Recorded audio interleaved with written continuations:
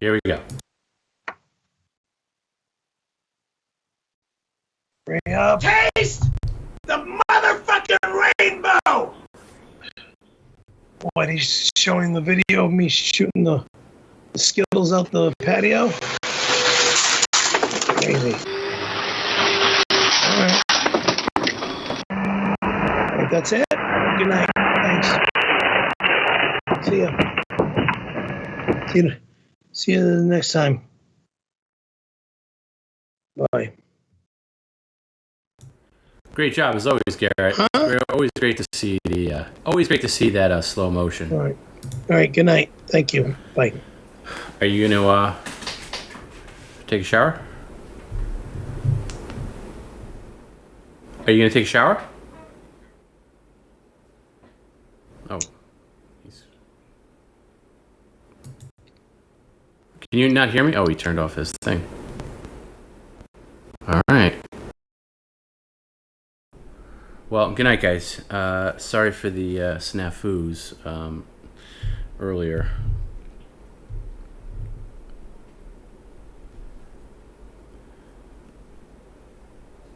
Yeah, Hero sent me, what about the remaining mailbag? We'll get to mailbag next time. I think he got to enough mailbag tonight. You got to build up another stockpile anyway, right? But thanks, guys. And again, this is a crazy lightning storm been happening the entire stream outside. So I don't know if that had anything to do with the, the audio being very glitchy and staticky, whatever. I'm going to look into that tomorrow.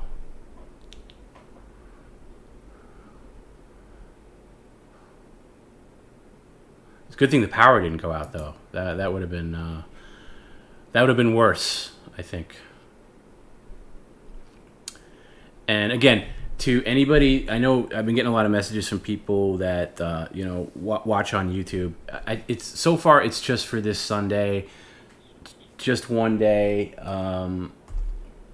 that we're doing it on Twitch only. But again, our application to be a Twitch partner is under review right now, so it'll look good for us to get good Twitch numbers on Sunday. So even if you don't normally watch on Twitch, if you could log in to Twitch for Sunday stream, it would be a real big help to us. So I personally appreciate it. I know again, I know people prefer YouTube for various reasons, but it's just for right now. It's just one day. I'm asking for one day if you can watch on Twitch. That would be good. It's super easy. As Dank said, it's free and easy. It's not that big of a deal.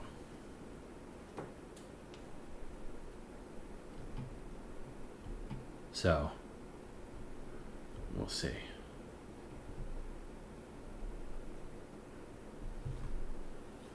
And boy, I feel bad actually, because I actually did think that was body paint when he got it. I don't know why I was like mentally checked out when he first showed it, but I swear to God, I thought there was like a woman's body on it for some reason. So, oof. We'll see what happens.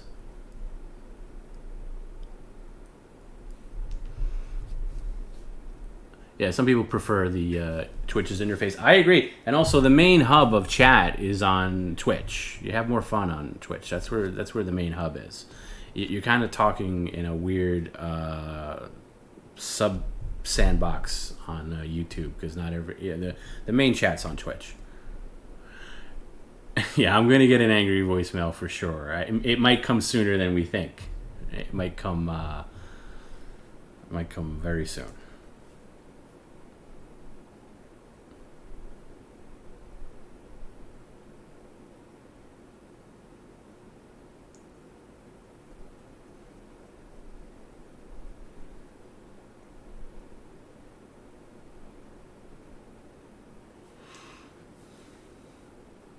Thanks, None Your Business. Love you too.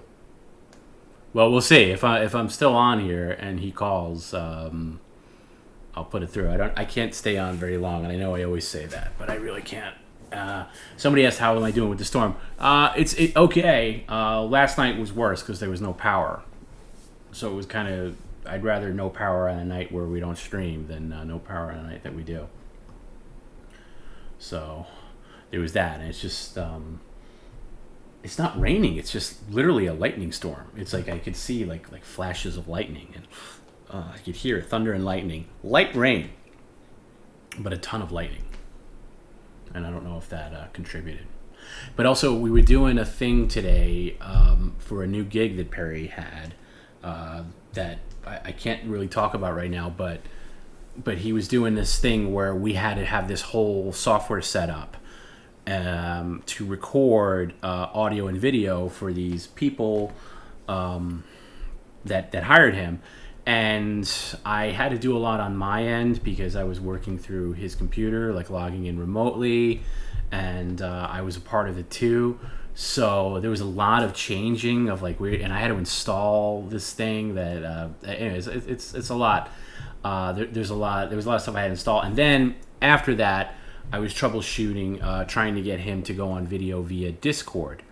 So Discord, has video and stuff. So I was trying to, because after this setup thing, it kind of inspired me, and Corey Feldman, who actually participates in the stream sometimes, he had hit me up, and I was like, yeah, you know what, today's the day I'm going to figure that out. And I was doing a lot of ins and outs, and for whatever reason, it didn't quite work the way I wanted it to. I couldn't figure out with Discord how to share my screen and also port over the audio from Streamlabs to his end, which I can do on Skype easily, but it was not working, and I tried everything under the sun. Scott even went on the Streamlabs VIP Discord, and the Discord video looked good actually, but then it started going out of sync. The one thing that I like about Skype, even though I'm trying to find an alternative to Skype just to make the streams look better, Skype is pretty much real time. There's virtually no lag at all in terms of what I see in Streamlabs and what I hear on the phone. Because otherwise that would drive me mental, because I have one earphone that is the Streamlabs audio, and I have headphones because it's just so it does, the speakers don't bleed from my mic and you get that echo. And then I have his phone connection in my other ear, so he doesn't talk over me as much. And if they were crazy out of sync, it would be maddening for the time that we do the streams. But Skype is pretty much most of the time like real time. It's great. And I've tried other things. I've tried other things to make that work. Skype so far is the only thing. I've tried Zoom. I've tried a bunch of other like smaller platform things. It doesn't work the way Skype works as far as sharing the stream and sharing the audio. Yeah, that's where we are.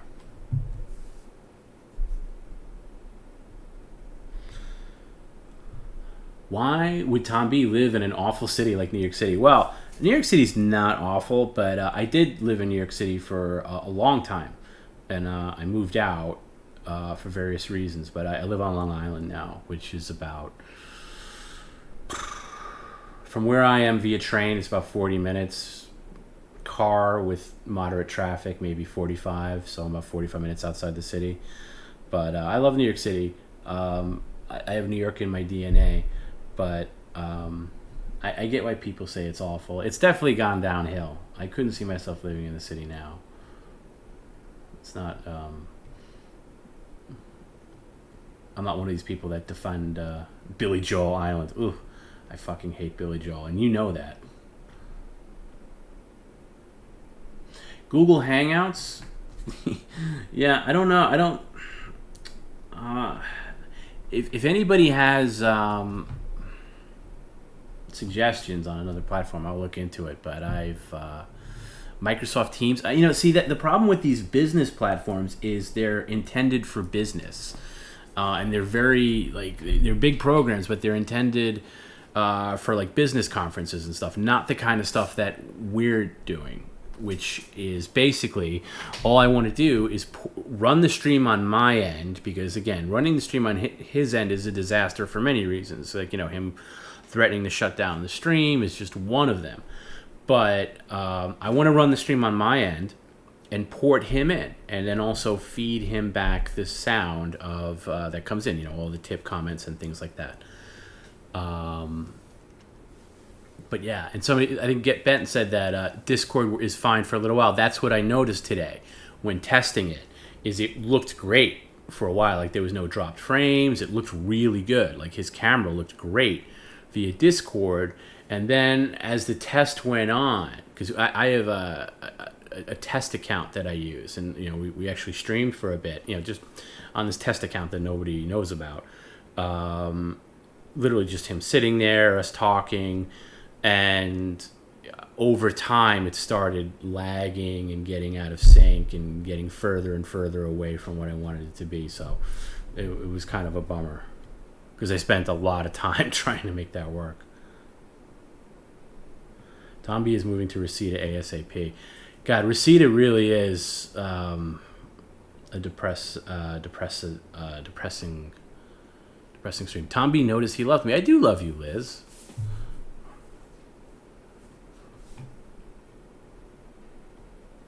Yeah, I have an account that I use, and sometimes I'll just switch it in Streamlabs and do a test stream on there just to kind of test certain things. But I don't want to go live on PCL and get everybody excited when you're literally just watching Perry sit there, which I think you do quite enough of on the actual stream.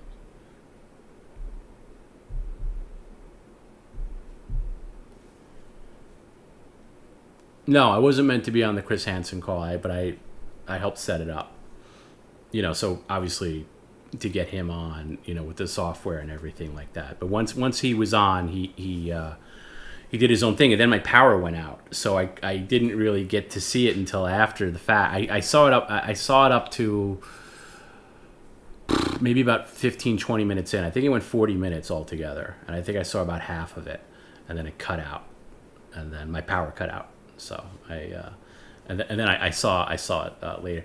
Maybe we'll get some clips of that for Sunday, maybe, but I want to make sure that's cleared first. But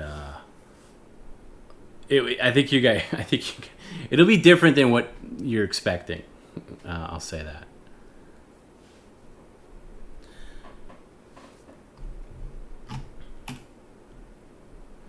Mark Ruby from YouTube says, Tom abuses Perry. This is a weird train wreck I can't stop staring at. How do I abuse Perry? You'll have to explain that one to me.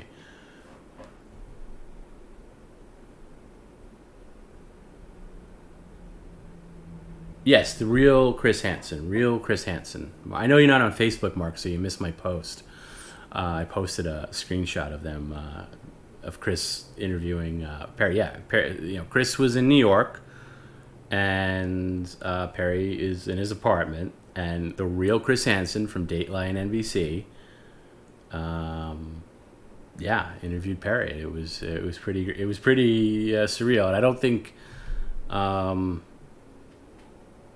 don't think Chris really did enough research to really know who Perry was. I think he was taken aback a few times. No, I haven't seen the Tomorrow War. I've seen that promoted. I've seen like little, like, not even I can't say a trailer, but like just like an ad for it or something, like a static ad. I don't know what it is. Is it any good?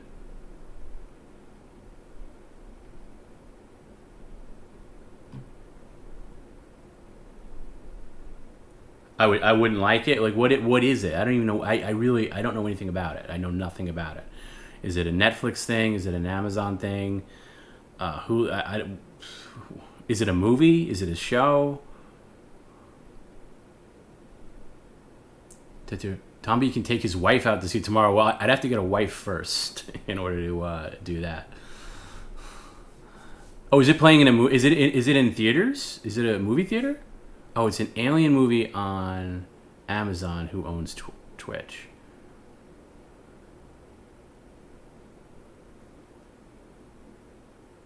Oh, here's what Mark Ruby writes. Kindness isn't something you can hold over someone's head. Perry takes verbal abuse from trolls nonstop, then you, meaning me, threaten to take his way to ability to provide for himself. It's really weird, dude. Well, Mark, I am the only reason why Perry is even in his apartment. He would have been homeless 4 years ago if it wasn't for me, and I've put an enormous amount of my own money into Perry to keep him going when nobody, and I do mean nobody, aside from a little bit from his cousin Mark, contributed to that. So when I say things like, hey, Adult Swim is going to do this or that, it's to keep the stream going so he doesn't quit and people can hear their tip comments and things like that. Obviously, I don't do that in real life on a day-to-day basis. You have no idea the level of maintenance that goes on outside of the stream, so you should do your own research and know what you're talking about before you throw out accusations like that. But I don't mind. Thanks for watching. I'm glad you keep tuning in. I'm taking after hours with Tom on my dog walk. Don't want to miss it. Oh, thanks, Charles Barkley. I don't know how long it's going to go on for. Midnight Run is on Netflix. Need a movie watching party with Tom Perry. You know, Garrett, Midnight Run is so good, I wouldn't want to ruin it with a watch party with Perry and I. Because I love that movie so much that I think it's beneath it's beneath that of a watch party.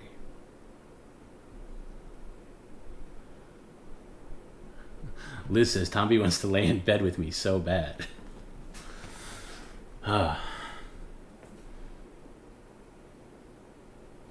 Thanks for all you do, TomB. You're the best. You're a real rock star. Thank you. Tom Brennan is surprisingly able to keep his cool when people are being cunts. Hey, everybody's entitled to their opinion. I've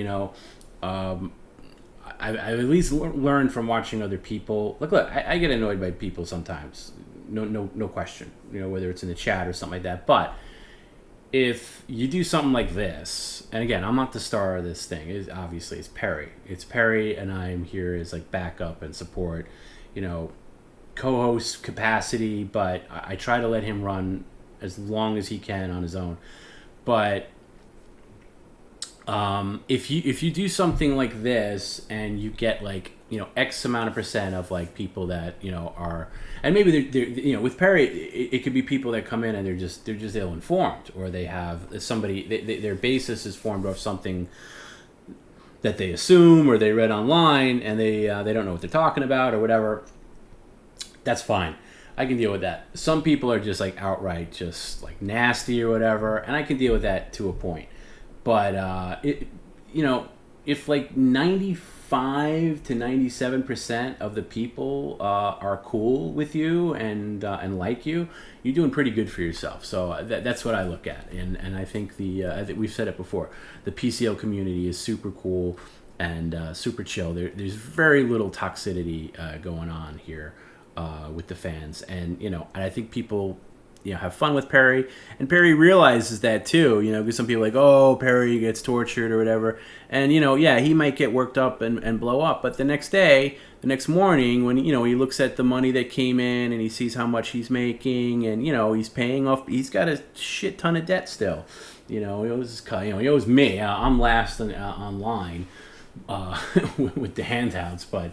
You know, he's making a lot of dents and he's making money, and I think, you know, that's the part that people don't see, and because it would be boring.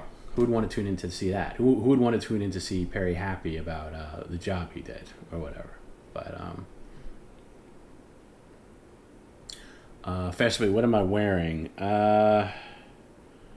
I'm wearing a Mets shirt that I really need to retire. It's really old and it's got a hole in it, and I wear it to bed, but it's getting to that point where it really needs to be put out to pasture, and I'm stubbornly not doing it because it's super comfortable. It's like one of the best shirts I own, and I stupidly at the time should have bought 2 of them, because that's what I usually do. If I find something I really like, whether it's a pair of shoes or whatever, or you know, whatever, it could be anything, I usually buy 2 or 3 of them because, you know, like sunglasses or whatever. Like, okay, these things are not going to be around forever. I'll buy, and then when it wears out, you can, you know, you can have a replacement. But I don't have a replacement for this shirt. But anyway, Hey, TomB, will you sleep with my wife? Yeah. Send me a picture. We'll work that out. Fastly, are you a Mets fan? Because aren't you in the Bronx? I thought like everybody in the Bronx had to be a Yankees fan. I'm very impressed that you're a Mets fan.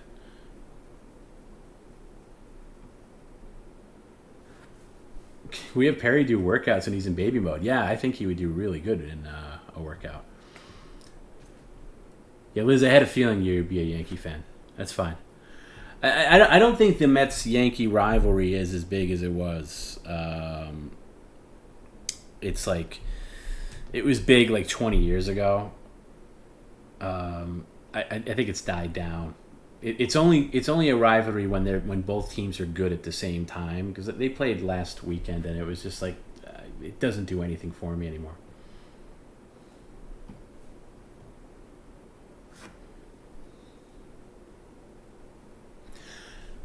Did you miss something? No, there wasn't any conflict on the stream. It was just Perry was being really difficult and, doing a lot of storming off and quitting. So I do play the Adult Swim card quite a bit. But in reality, though, it's not far off.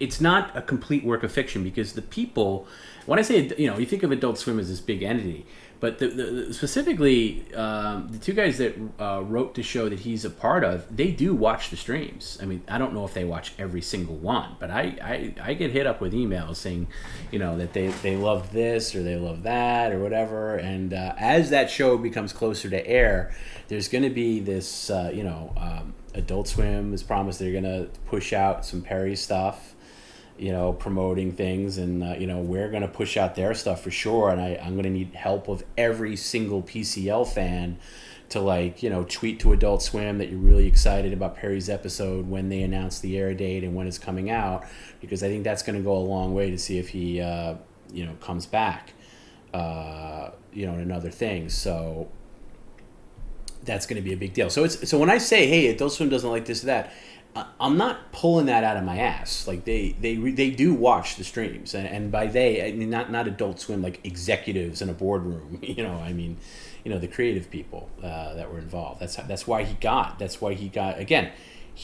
show, because of these streams. No ifs, ands, or buts about it.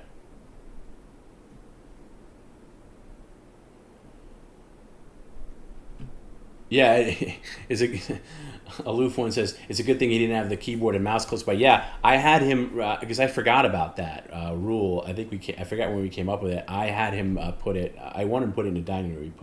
We agreed. Yeah, we met halfway and he put it on the couch. Liz, you have to tell me about the Red Sox. I hate the Red Sox because I was in Boston and they tried to kill me. We're going to have to hear about that story. When is Hard Opinions going to air? Well, Brian, it's up to you. Hey, Brian's my co-host on Hard Opinions. That was our old show that we had for years. Not for years. I can't say that. But anyway, we had a third guy on Hard Opinions that kind of went crazy. And Hard Opinions was just us talking about anything, like movies, whatever we had a quote-unquote hard opinion about, we would go into it. And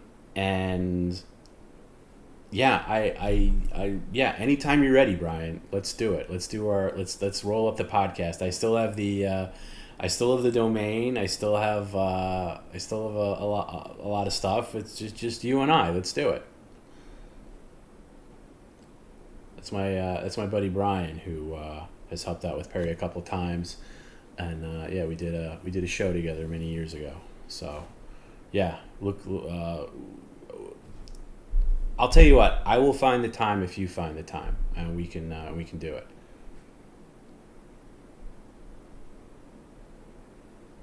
Will TomB hook up with a prostitute during the Vegas stream if we pay for it? I would like that for Perry. A really high-end one. Not the kind of prostitute that can walk into the Bellagio and the concierge doesn't immediately throw them out. Like the kind of that can walk into the Bellagio and the concierge greets them. Is like, oh, right this way. Oh, yes, you're going to Mr. Caravello's room. Yes, please. The elevators are that way. You know where they are. Like that's the kind of prostitute I want for him. Hard Opinions was best when you guys were in the E show. That was the condensed version on the E. They sanitized it on the E channel late at night. We might bury a dirty prostitute. I have been in the Bellagio and seen prostitutes turned away because they were like, not up to snuff at the Bellagio. And I've seen other ones come in. And I saw this just last year. I was there last year. I was there last January. I saw it. I saw it on two different occasions. I saw one guy, this guy, and he had a CES badge, so he was like I want to say he worked for Samsung. I want to say he was like some Samsung guy from like South Korea or something, but because I think it said Samsung on his back. So it was like this Samsung exec with like 3 top shelf prostitutes going up to his room. And then the day before, I had seen 2 come in that just were literally shooed away. Liz, what TV were you on?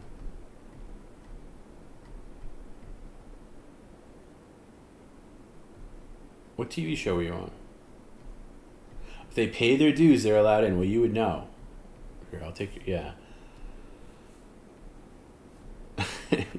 Yeah, that's what it was funny because it's funny because I was at CES and I was with all these guys and at CES and they're all showing like the latest TVs or the latest whatever. And then they, and that's the other thing too with like any of these conferences in Vegas.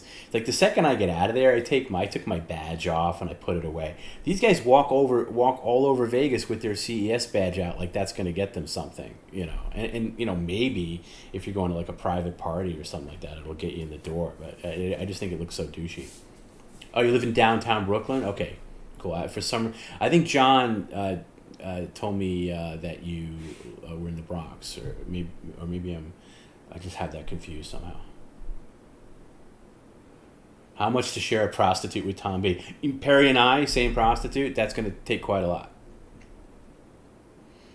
Aloof one, good night. Thank you, and thanks for hanging in there.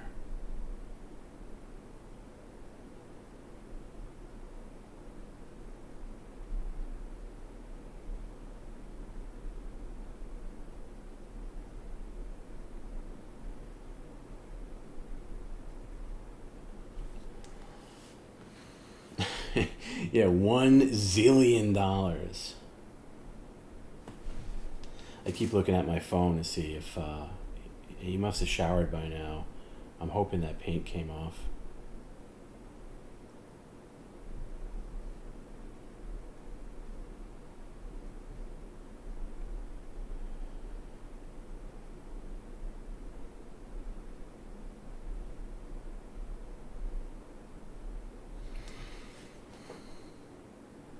Can we get a hard update on the YouTube uploads? Yeah. I don't want to give a timeline because I hate people that say, oh, this is coming this date, and then it doesn't. But I'm just going to start doing them one at a time, starting from the last one where you left off. And look, and YouTube's always going to be vastly behind the timeline. It's never going to be a thing where YouTube, a stream and then like 2 days later it's on YouTube. That's never going to happen. That's what Patreon's for. Patreon, you're going to get the streams within 24 hours or close to it if I have to move or there's some crazy fucking thing that happens, like I get champagne poured in my computer. But barring extreme situations, I usually have it up within 24 hours of the stream ending, the raw, unedited stream. Slightly a little bit more polished on YouTube. But yeah, they'll be coming. But, YouTube, it's not really... YouTube's more of a promotional stream than it is any kind of...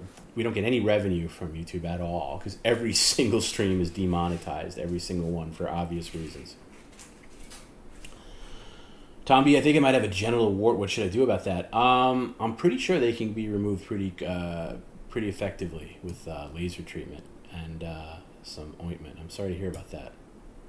Got to be a little more careful on who you play around with.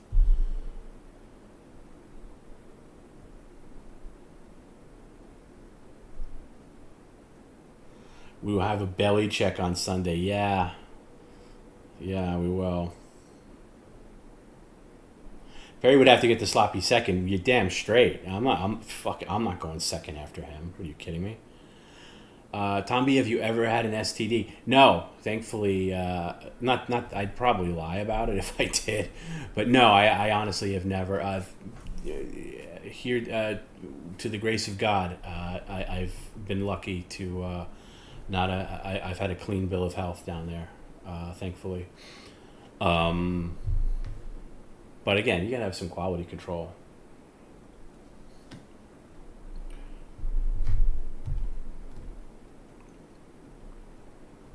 Pregnancy scare. Yeah, I have had that. I think everybody's had that. I think everybody's had that at one point or another. When I was in my 20s, I think. Yeah, I think everybody, pregnancy scare, somebody says oh, I'm late on my period or something like that, and like, oh, what does that mean?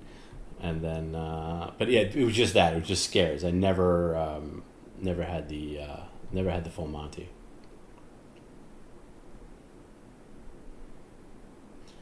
Perry's currently trying to get Spotify to cancel on Sunday. He's covered in paint, looking like a fucking minion right now. Yeah, new number. Who dis? What? That wasn't me.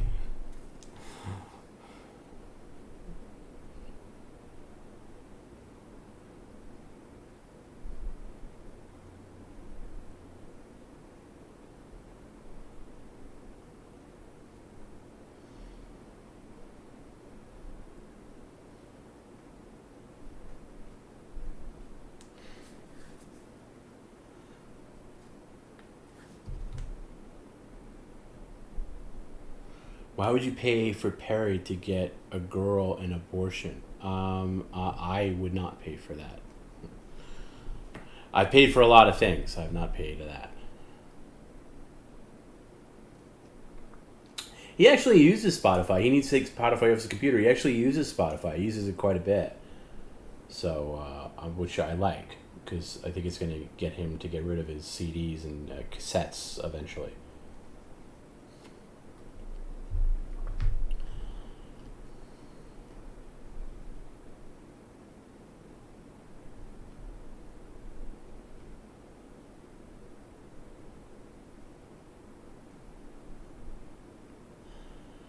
How many times has Perry paid for Plan B/abortions? Well, that's a question for Perry. I don't know the answer to that. I would say zero would be my guess. If I was a gambling man, I would say zero. I would say zero.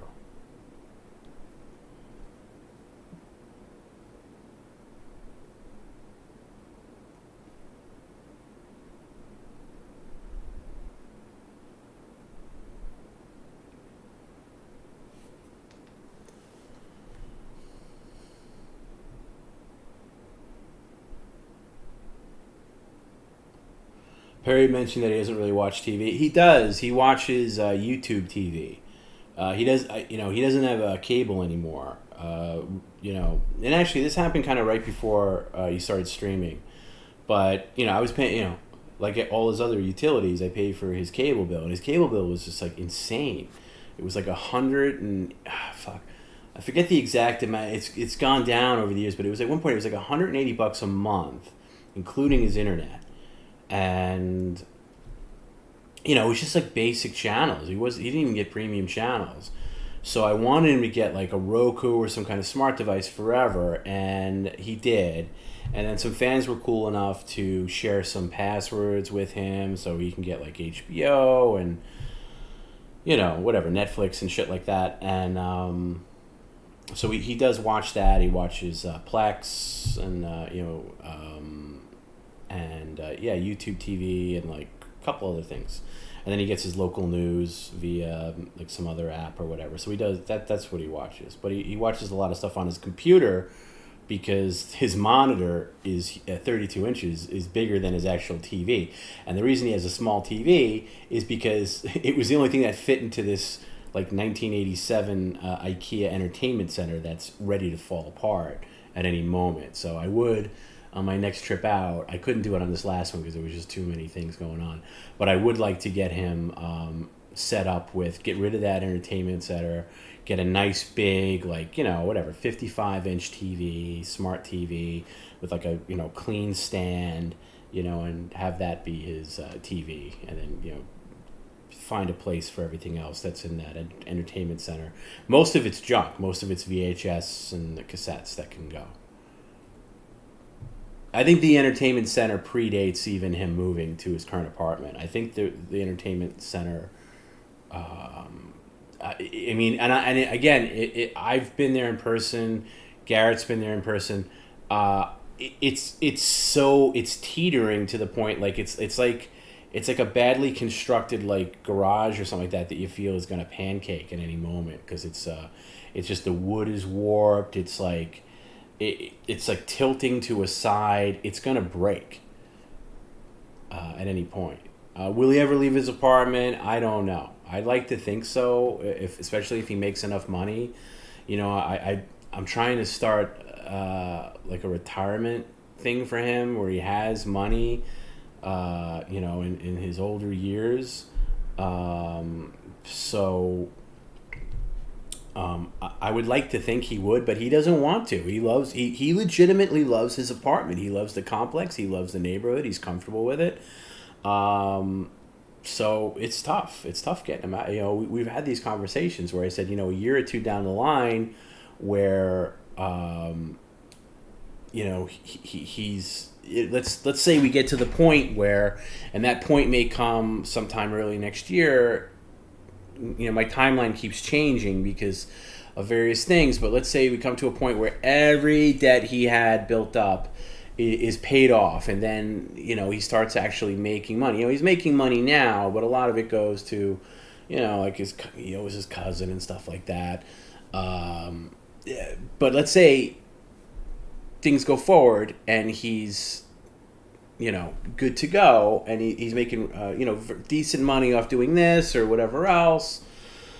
I would like to think that he would consider moving, even like a small house or something like that. They have these really small houses, even in not Tarzana. Why am I blanking on the area right next to him? Right next to Reseda. Not Canoga Park, not Tarzana, but there's a place I'm not thinking of. But anyway, that's what I would like to do.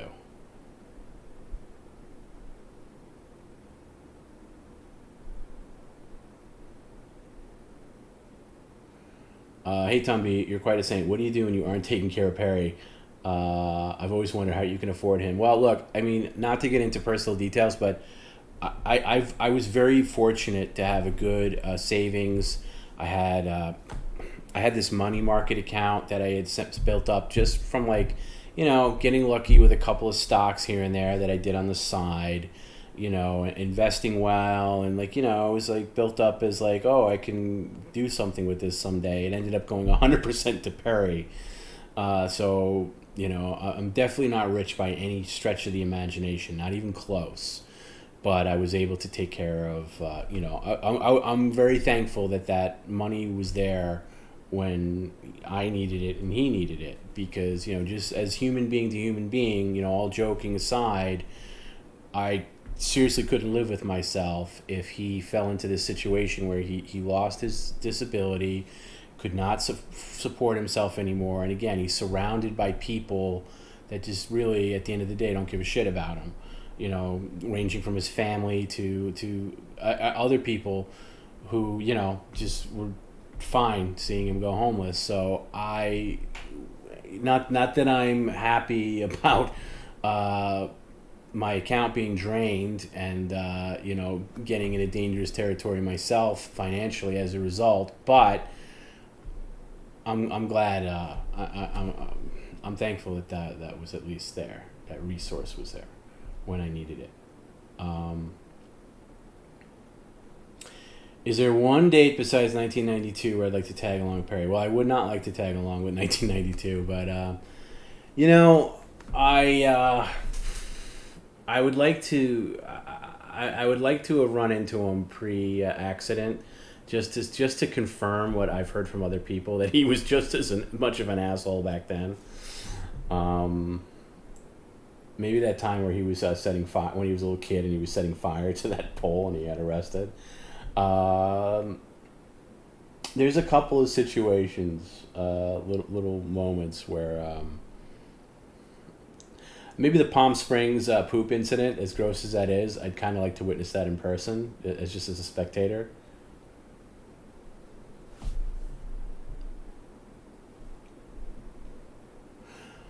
TomB, honestly, how long do you think Perry will live? I hope he lives forever. You know, I hope he has a good long life. I really do. You know, just like anybody you care about, like your parents or anybody, you don't ever want to think about them not being around. One good earthquake and that entertainment center is crumbling. Yes, I agree with that. When did we apply for partnership? Last week, but the July 4th holiday, got involved with that, so it's a bit of a backlog right now.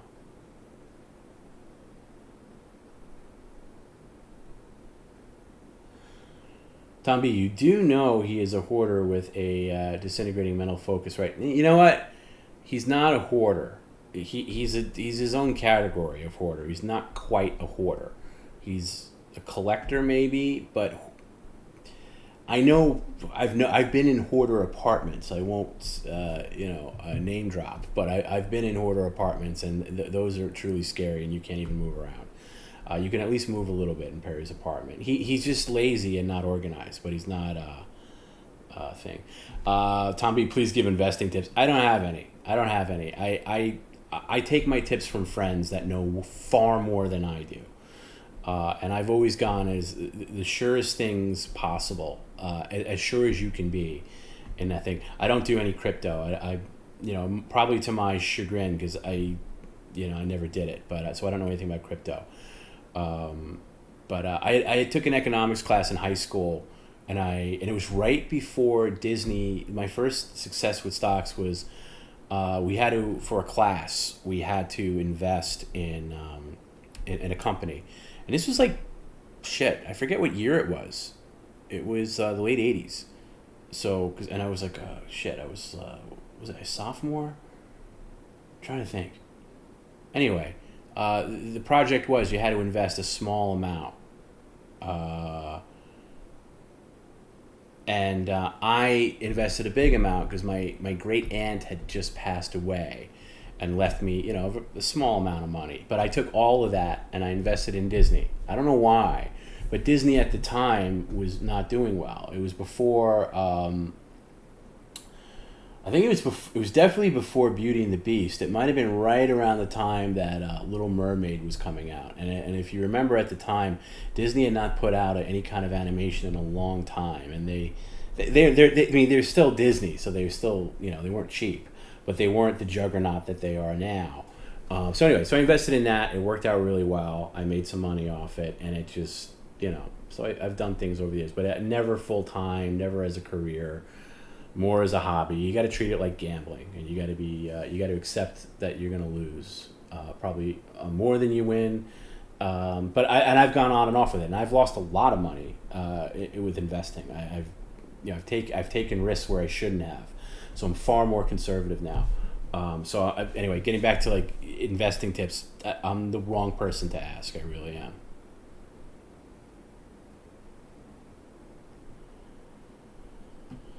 If I could reincarnate myself as any SNL star, who would it be? Probably Phil Hartman, because he's my favorite and super talented. Yeah, Twitch Partners always denies people once or twice. Yeah, we've already been denied once, so this is the second one. TomB, if I could have sex with any man or woman Perry has had sex with. Who would you choose? Ooh, God. I don't know. I'd have to see his lineup. But again, I don't ever want to have his seconds. So I'm going to say nobody. Hero, I think you know who the mysterious hoarder is. So I'm going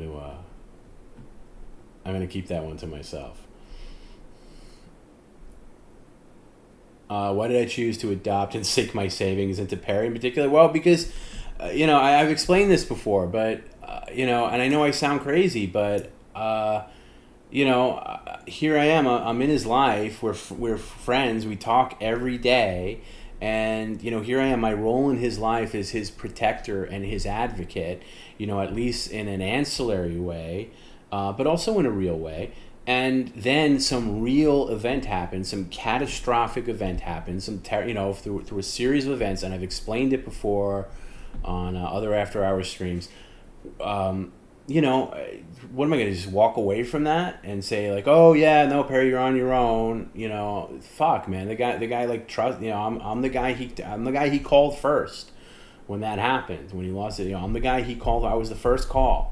Because I'm his life's jacket, and what am I just gonna like change my number? No, I couldn't sleep at night. I really couldn't. I honestly couldn't. I could not do it. So I was gonna find a way to make that work. And I didn't for a long time. It got really scary. But now with this and other things, hopefully. That gets rectified over time. Have I seen the Loki Disney Plus show? No. I think I've said it before. I'm done with Marvel after and there's nothing after Endgame I have any interest in. I really enjoyed the Marvel Cinematic Universe for the 10 years that it ran, or 11 years, however long it was. Straight through Endgame. I thought Endgame was a great finale. I was very pleased with it, and I walked out with a great feeling, and I don't want to sully it by these garbage shows. I have no interest in Falcon Winter Soldier, no interest in the new Black Widow movie, which probably should have came out about 8 years ago, and no interest in Loki whatsoever. Not even a passing curiosity. I might be tested when the next like Guardians of the Galaxy come out or whatever, and I'll probably see that. But as far as like being invested in Marvel stuff, that's over. Do I use Signal? Yes, I have it. I haven't used it recently. I have it installed. I haven't used it. I haven't used it lately.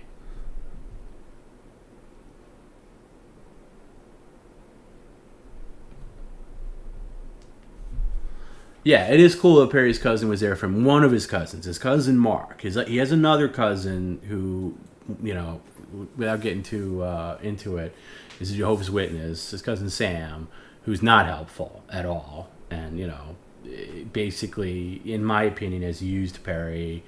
And but Mark does what he can. Mark's not a rich guy either, but he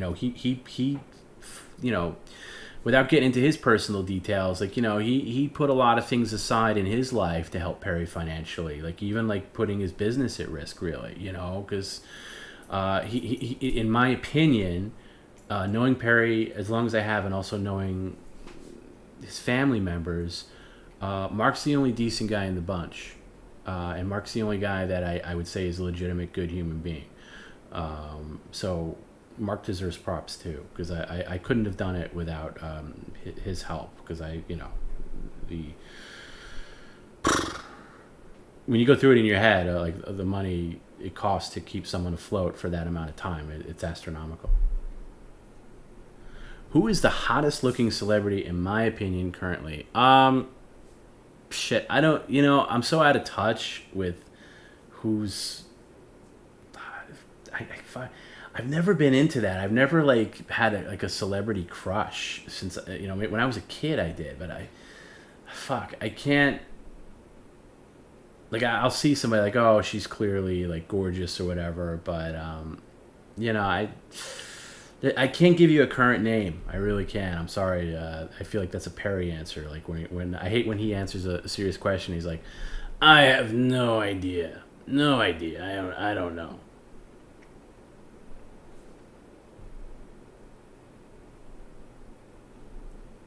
The real reason why they made so many Marvel movies is after the first Spider-Man movie, Stan Lee had to sue to get any money from the studio. That's true. And the $10 million settlement was past or future claim. The studio was then free to use any Marvel character for free. And they also realized that they had all these characters that weren't necessarily marquee names. Like, nobody knew who the fuck Iron Man was, like mainstream people. Like, and then, and they realized, okay, well, who do we have? We have Iron Man, we have Captain America, we have Thor, and then I think Hulk was tied up with Universal, but they worked that out, and then they eventually got everybody. But yeah, they played it smart. And again, Marvel had a great run. But it's over for me. And if people are still enjoying that stuff, that's great. I'm not going to shit on it or anything. It's just not for me. It's just not. And I actually hated that last Spider-Man movie. That was my first turn off. Was it Far From Home? The one that came out like 2 months after Endgame, and it just felt weird. It was like the timing of it, and I thought the movie was terrible. And I was like, I'm kind of done. I was done then. Do I still think about Farrah Fawcett? No, she was before my time. And I never found her that hot, to be honest with you. Who's my favorite current female comedian? I'll be honest with you. I don't find any current female comedian remotely funny. So nobody. The answer is nobody.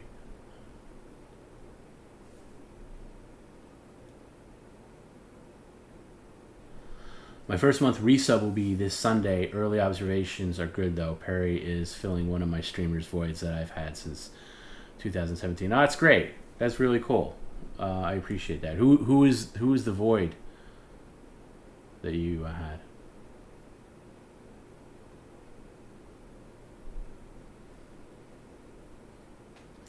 Hypothetically, if Perry died tomorrow, what would I do with his legacy? I have no idea. That would be awful. But I would want that trophy.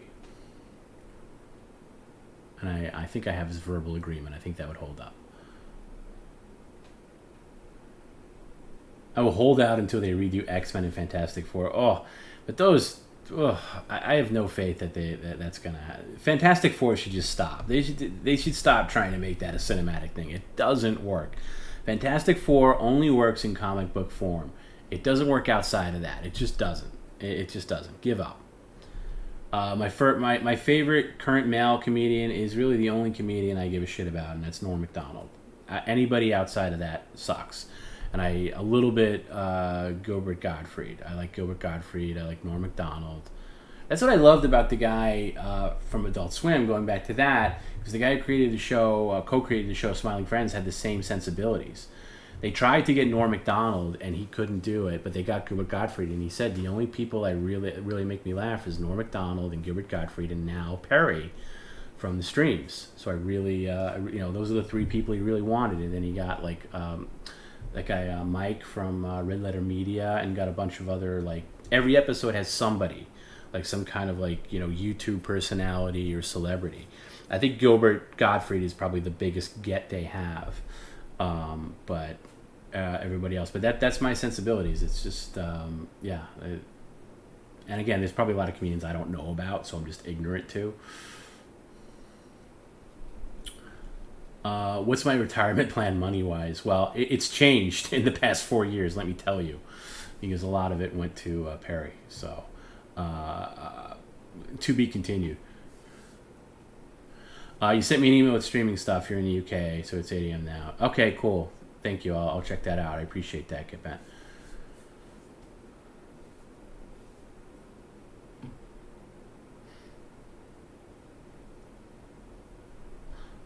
You are my hero, TomB. How much of the backstory, JQA, etc. is Mark and Sammy aware of, and do they ever share info with Perry? Pretty much next to nothing with Big 3 stuff, because they don't care. They don't give a shit. They don't like it. They never did.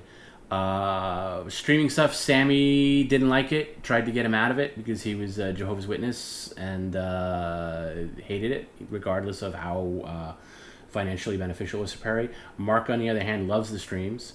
Doesn't necessarily watch them all the time, but definitely sees his social media and clips and laughs at it. And actually, called him. He called him like what was it, like a week or two ago, and was like bitching him out, saying that he was being a jerk to you guys, saying like, hey, you got to smarten up. This is your job. This is making money, and it's paying back your debts. This is a good thing for you for a change. So I don't think Mark's ever going to be on here and like hanging out or whatever in the chat, but he's definitely he's the only one that I think is aware of it, and he helps Perry with his accounting and his finances and stuff, like at least as far as his end is concerned. So that's as far as he goes, but I don't think he. Have I ever had the desire to get on stage? I have. I've been on stage. I've done it. I've done stand-up. I've done it. I did it a couple of times. It's not. I don't think it's something I would do again. But yeah, I've done it. I think if you consider yourself funny or whatever, or you wanna, I think you owe it to yourself to try it. But yeah, I've done it, and it's. I have a lot of opinions on comedians, but I won't get into it.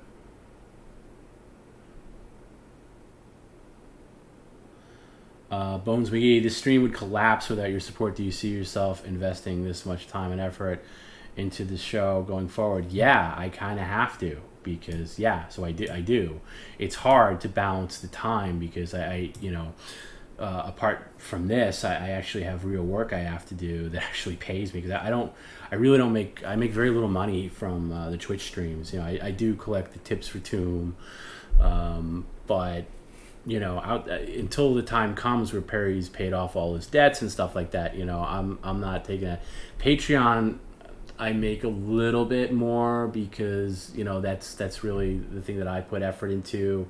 Obviously Perry. We're more like partners on that, but a lot of it goes to expenses, like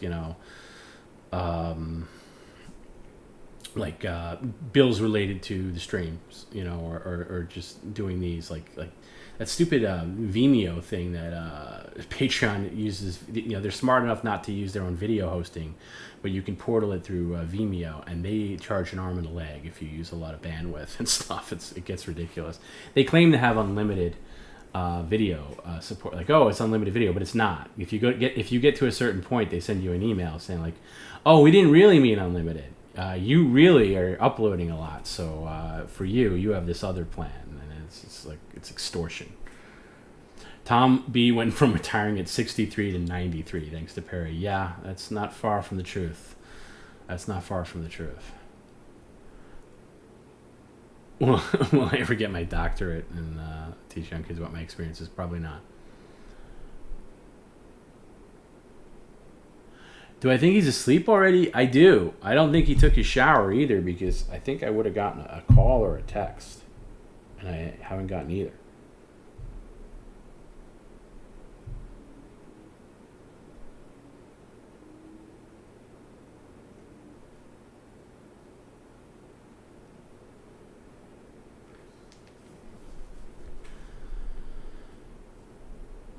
That's true, actually. Hero says, Tom has been on every stage at the Comedy Store. That's actually true. Not that that's any kind of feather in your cap, because I think the place is a fucking dump. But I've been on the main room stage, I've been on the original room stage, and I've been on the belly room stage. One's worse than the next.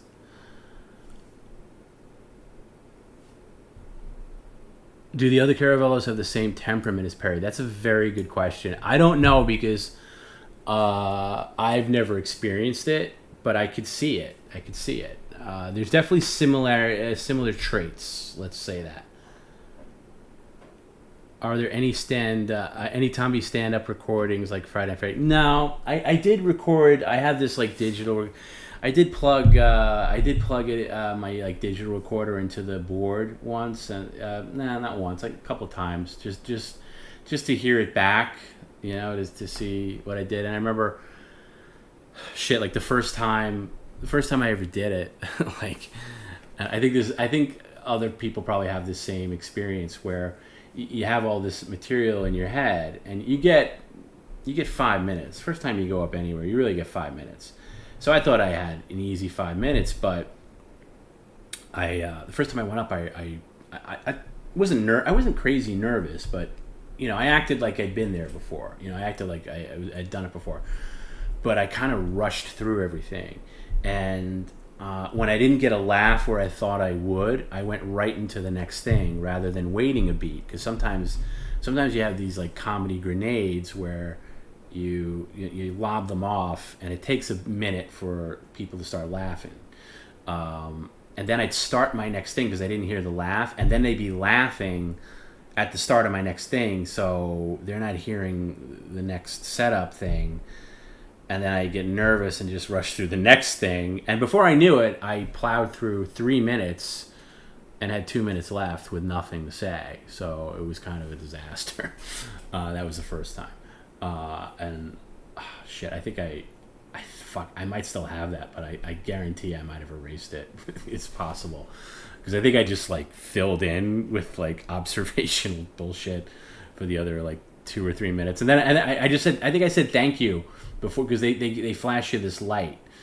There was literally a guy in the back room. They didn't even have like a light installed. Most comedy clubs, they have this light that comes on that tells you when there's one light that says wrap it up, and then there's a second light that says okay, really wrap it up, and then there's a third light that says get the fuck off.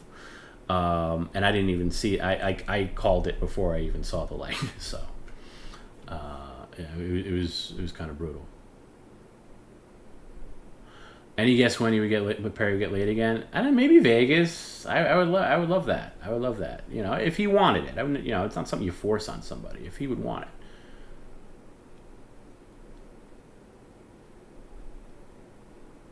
TomB, something I've always wondered: how much is Perry aware that Windy City Heat is a joke? Does he think it's an actual movie, was released with him and Stone Fury, or does he think it's just a prank movie? I don't know the answer to that, really. He's proud of it. As far as he's concerned, that none of that matters. The minutia of it being a quote-unquote joke is not important. It's the fact that he was in a movie, and that's all he cares about. And that's the beauty of Perry. It's not about the ins and outs of it. And yeah, he'll even talk about it, like, oh, that movie was just bullshit pulled on me, but he's still proud of it, and that's the takeaway. But then there's other points where, like, if he brings up a thing, like, yeah, I'd like to play he always says, like, I'd like to play Stone Fury again. So he does buy into that, to a certain extent. So you get a different answer every time you ask him something like that, depending on his mood, like anything else with him. Who's the most famous person I ever had sex with? I have had sex with a famous person. I'm not going to say who it was. My thoughts on Pauly Shore. I don't know, really. I don't know. I mean, I don't know his stand-up comedy, but he was fun on MTV, I guess. I don't know. He had a good run with those movies, I will say. He definitely. You got to give Pauly Shore credit for really pushing his timeline as far as it could possibly go. And he still does well. I mean, he still tours and does comedy, so God bless him. I don't know if he's any good. I really don't. I've never seen a second of his comedy. Wow, Hero, you blew the light. First time I went up, I completely blew the light. Ended up doing 15. They had to walk you off stage to get up. See, that's better than going too fast. TomB, you got me hooked on Red Bar right before he died. Yeah, I know. It was a weird time to get into Red Bar, right? Because this has been the longest stretch that the absolute longest stretch. I mean, there was a period of time where they didn't do the show at all, but years ago. But yeah, this is a really long stretch. He hasn't had a show since since May. So I really hope he's okay. And yeah, I'm definitely I have nothing to listen to like right now. You know what I listened to this week? I listened to two things. I listened to a couple of audiobooks last week, but one of them was the Once Upon a Time in Hollywood audiobook. And if you're a fan of the movie, I'd really recommend the audiobook. Jennifer Jason Leigh narrates it, who I didn't like at first. When she first starts, I didn't. She was very grating to me, and I thought it was a terrible choice. I would have much preferred like Kurt Russell or somebody like that, even though that probably would have been impossible. But very, very enjoyable. I'm going to read the actual book too when I get the time, but the audiobook's fantastic. I plowed through it in 2 days. I was working, clearing out my apartment. I was clearing out my apartment a couple of days past the date where I should have been actually out. But that's what I was doing, and it was, if you love the movie, if you love Once Upon a Time in Hollywood, definitely pick up that book, either the book itself or the audiobook. It's fantastic. Hero says he would love to do a Greg Dean workshop and just troll all the participants and make them nervous during their sets. That's actually a great idea. That's funny. One of the stories I heard about Gilbert Gottfried is when he first started out as a comic, he was like 17 years old, and he would go to comedy clubs and he would interrupt comics doing their sets. This is like in the 70s. And he would pretend to be their agent, like, he'd call himself like Shelley Greenstein, and he would like interrupt them. He's like, they'd be literally in the middle of their sets. They'd be like new comics, and it'd be like, "Oh, you're doing this all wrong." And no, that's not what we talked about at all. The joke goes like this, and like with the balls that took for like some guy that nobody ever heard of. He would just be notorious for going to comedy clubs and just interrupting people's sets, and the comedy owners hated him, but then they eventually liked him because he was the only guy getting laughs, and they eventually gave him his own set. So he talked about it once on I don't know if it was on Stern or his own podcast, but that's how he got started. He would go to these quote unquote open mics, but he wouldn't go himself. He would just go and troll other people. He would just interrupt other comics. And I wish there was like video of that, or at least audio of that somewhere, because it sounds great. Yeah,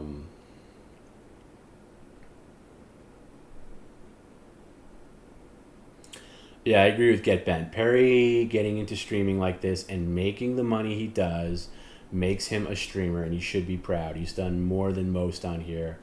I'd get that on my arm if I was him. Yeah, and that's, as fun as we have with the whole tattoo thing, even though he's getting a little too crazy with it. it's getting like not fun for me because he's so explosive about it. But that's really the crust of it. Really, it's not to like make him pissed off. At least for me, it's genuinely, he has all these things on his arm that are meaningless. But this is one thing that he's done, and done relatively well, and been pretty successful at it. And I think he would. I think he should have it on his arm. Willingly, of course, not forcibly, as he says. No, it wasn't Mark Harris faster, but it wasn't the thing. Although that could have been a possibility, I'm sure. Tom being modest, but we all know it was Scarlett. He just doesn't want to make Perry jealous. Well, yeah. I'm not going to say, but...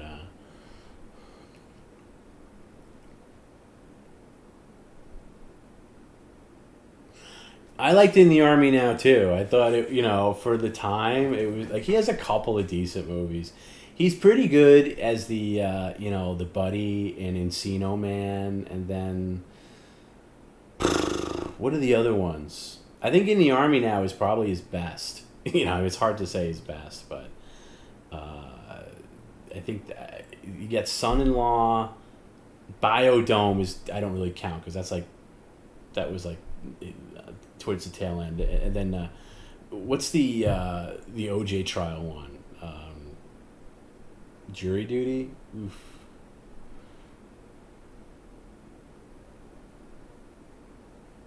Can we get a Perry Smartwatch so we can watch his vitals during the stream? Yeah, maybe.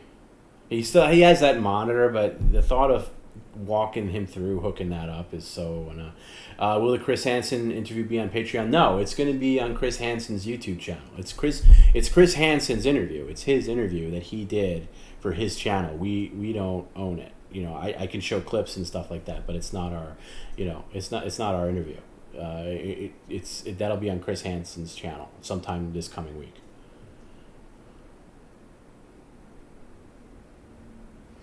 Mumbles, you should watch the Gilbert documentary. It's very good. The Gilbert documentary. I wish it was a little long. I'll tell you something that really pisses me off about the Gilbert documentary. And I'll tell you something else. The guy who did the Gilbert documentary wanted to do something with Perry. This is a couple of years ago. Nah, more than a couple of years ago. But I forget the guy's name. Neil something. The very talented documentary director. But anyway, the Gilbert documentary starts off with a clip from Howard Stern. Gilbert was always a perennial guest on Howard Stern. He was always Howard's best guest. And it starts off with Howard talking about Gilbert having kids, which was crazy if you listen to Gilbert all these years on Stern. Like, you can't imagine this guy having kids, and he has kids. And what pisses me off about the documentary is you get a lot of interviews from people that know Gilbert or like celebrity friends and things like that. And the fucking thing that Stern couldn't take 2 seconds of his time to give some kind of, quote, because Gilbert meant so much to that show, the Howard Stern show, and the movie opens with the Stern show, and even if just like you get Howard be like, wow, I can't believe Gilbert, it does this, or one time Gilbert came in and did this crazy thing, he could have had some kind of anecdote that would have really added to the movie, and they asked him, and he said no. That just makes him such a fucking prick. That really pissed me off. But other than that, it's a great documentary. The documentary Gilbert. I think it's on YouTube. I think I saw it for free. I think I saw it that it was free on YouTube, but it's also on Hulu or whatever else. It's very well worth testing out. I'm gonna TomB. What ethnicity is the subject of your favorite jokes? That is a baiting question that I will not answer. But it's Jews. One of those shirts he sold with the tattoo on it, ugly as hell. Yeah, it's a bad shirt. He had, I think I have one too, where it's like the scroll. It's so bad, and the fact that it's,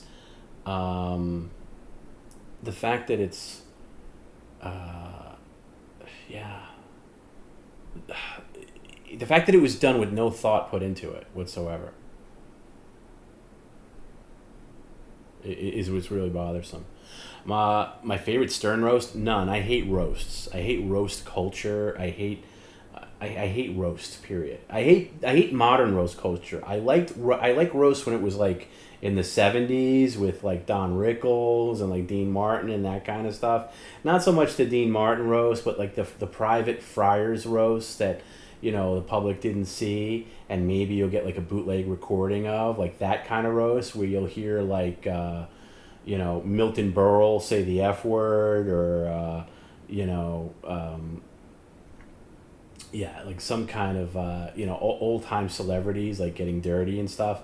That's the kind of roast I like. These modern, this fucking roast battle bullshit, I think it's hack bullshit. I can't stand it.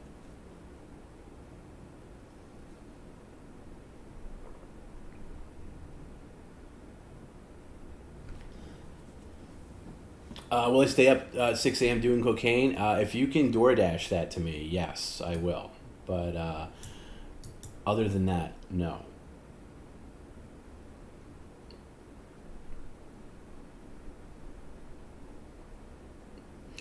That would involve Stern leaving his basement. Yeah, I don't listen to Stern, but apparently, like he doesn't do any shows in the studio, and now he took the summer off, which is a cue he got from his buddy Jimmy Kimmel. So,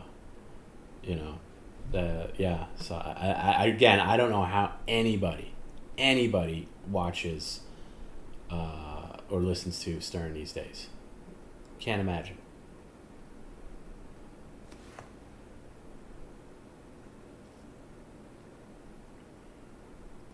Could we get Mole to call in for Subscriber Sunday sometime? Yeah, I would love to. I mean, Mole loves this. I know Mole likes the streams, but I think he's. I think Mole's enjoying the summer off.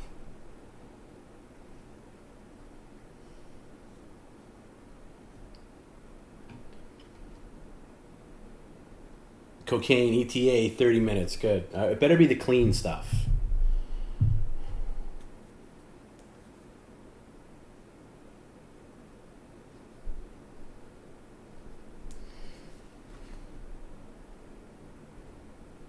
Would Perry ever be interested in a documentary about himself? Yeah, of course he would. Yeah. As long as it doesn't cover the subjects I don't want to talk about, okay? That is the only way I will do this documentary. It's going to be about skateboarding. It's going to be my... Okay, listen. It's going to be my skateboarding career, 1. My acting career, 2. Not mentioning anything about 1992, 3. I'm a snowboarder. They're going to document me going snowboarding every day this winter, starting on Thanksgiving Day with my best friend John D. That's going to be the documentary you get with him. If he's pulling the strings.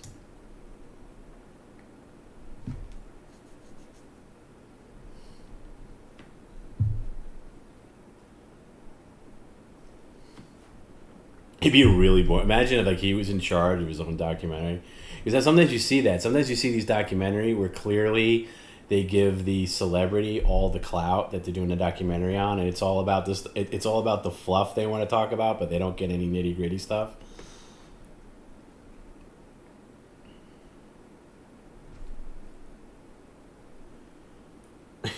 Yeah. The funniest thing would be to record him for 15 minutes talking about all the things he doesn't want covered. I want Perry to go snowboarding once. Yeah, once. And I kind of want to be there for it too. Yeah, that's true. Yes, Charles says it right. Big Bear Snowboarding opens in mid-December. You think? Yeah, I thought I saw that too, because I remember looking that up, and he's got this Thanksgiving in his head, and maybe that was the deal like 20 years ago, but I don't think they're opening in Thanksgiving. I don't know.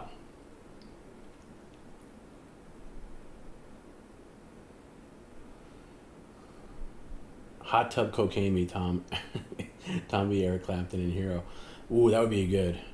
I want to get a hot tub so bad, but they're so... Number one, they're expensive, and number two, they're impossible to find. Like everything else. I had to buy a washer-dryer, and, again, I've never had to buy a washer and dryer in my life, but I had to buy a washer-dryer, and the dryer is, back-ordered into infinity, like everything else nowadays, so... I took a chance on an open box. Again, I never do this. I don't think you should ever do this with major appliances, but I was kind of desperate. And because I bought these washer dryers. I wanted this washer dryer set. They had the washer in stock, not the dryer. But they had an open box, mint condition dryer, which I took a chance on. And then the fucking thing had this huge dent in the back, it looks like Thor's hammer went through it to the point where it's almost punctured, and there's a huge dent on the inside. And I was like, "Hey, this isn't even close." And I said, "Oh, we can give you a discount and take a couple $100 off and make it and change it to fair condition." I was like, "No, I don't want it." So had to do the whole return for that, where they got to come pick it up and take it out, and then and I don't even know when another one's going to come in. I don't know why I got onto that tangent, but the hot tub made me think of it, because I'm buying all these things that I never had to buy before, like a refrigerator.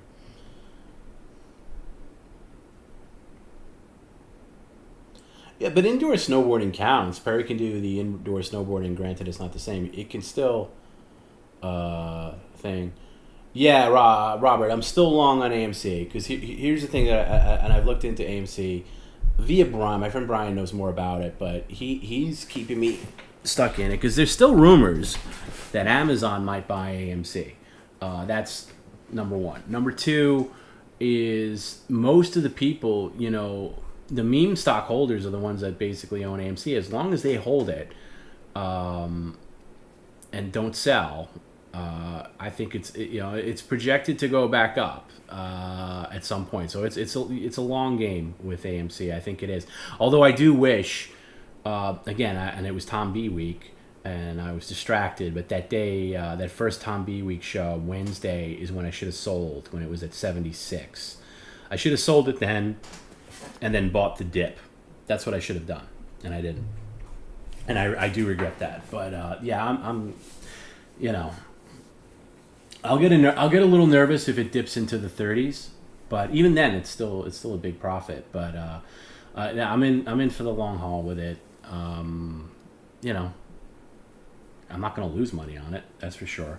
So yeah, I'm clutching onto it. I hear a couple of things like where the hedge funders are still holding off trying to pay what they owe for it, and that they're eventually going to have to pay, and they do all these tricks. And also the AMC said they were what dipped the stock a little bit at one point was they were going to add more shares, but now AMC has said they're not going to do that, which gives confidence. So the CEO walked that back. He said they're not gonna add more. They scrapped that idea, so they're not going to do that, which I think will bring it back up because that's what I think dipped. That's what I think has been putting it in a holding pattern is because AMC is getting greedy with it now, like, oh, we're just gonna dilute it, but I think they know better and not to do that. So anyway, I'm hanging in there with it. So I got it at a good price, so whatever. I didn't get in on any of the other meme stuff. I didn't get in on GameStop or anything like that. But I'll monitor it. Obviously, if it gets to a certain point, I'll probably bail. But for now, I'm in it.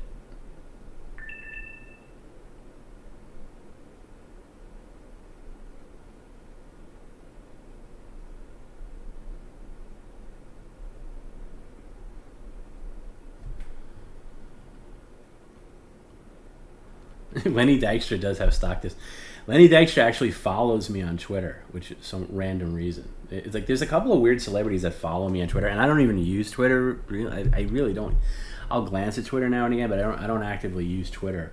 But yeah, he follows me probably because I think I tweeted at him one time, and Rosie O'Donnell follows me, which for someone I think that's because of the Perry thing at one point, which is a whole other rabbit hole to go down. There's some weird ones. Like, I don't think they knew what they were doing.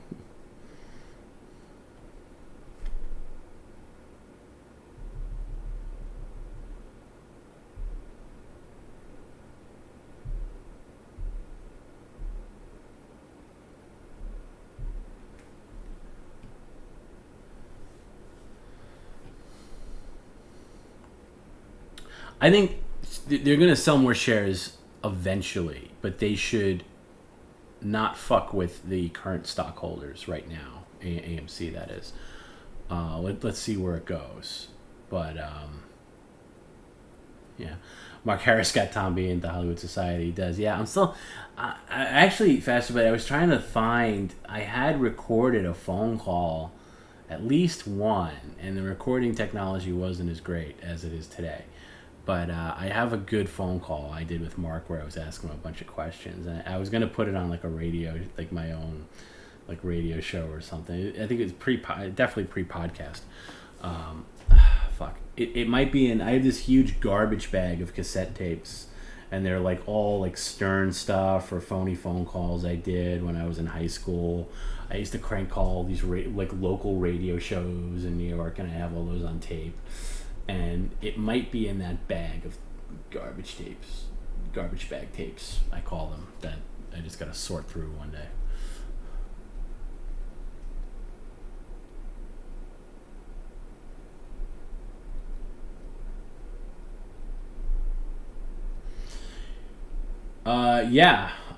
William H. Cosby, you can always send him healthy options. He's got a doctor appointment next week where he's going to get a checkup, but I'm sure he's going to get the lecture that he's got to eat better and exercise more. I still want to get him a personal trainer. But yeah, I got like myself too. I've been trying to get, I've fucking got myself in awful shape over the past year. Really, I mean, everybody's gained some, but, I'm trying to get my shit together as well. So if Perry starts doing it, it'll be extra motivation for me.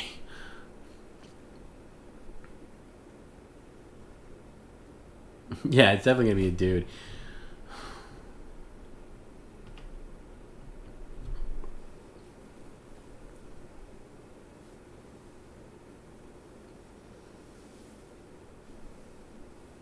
But, he's limited in what he can do, as evident by the workout video that was on Patreon.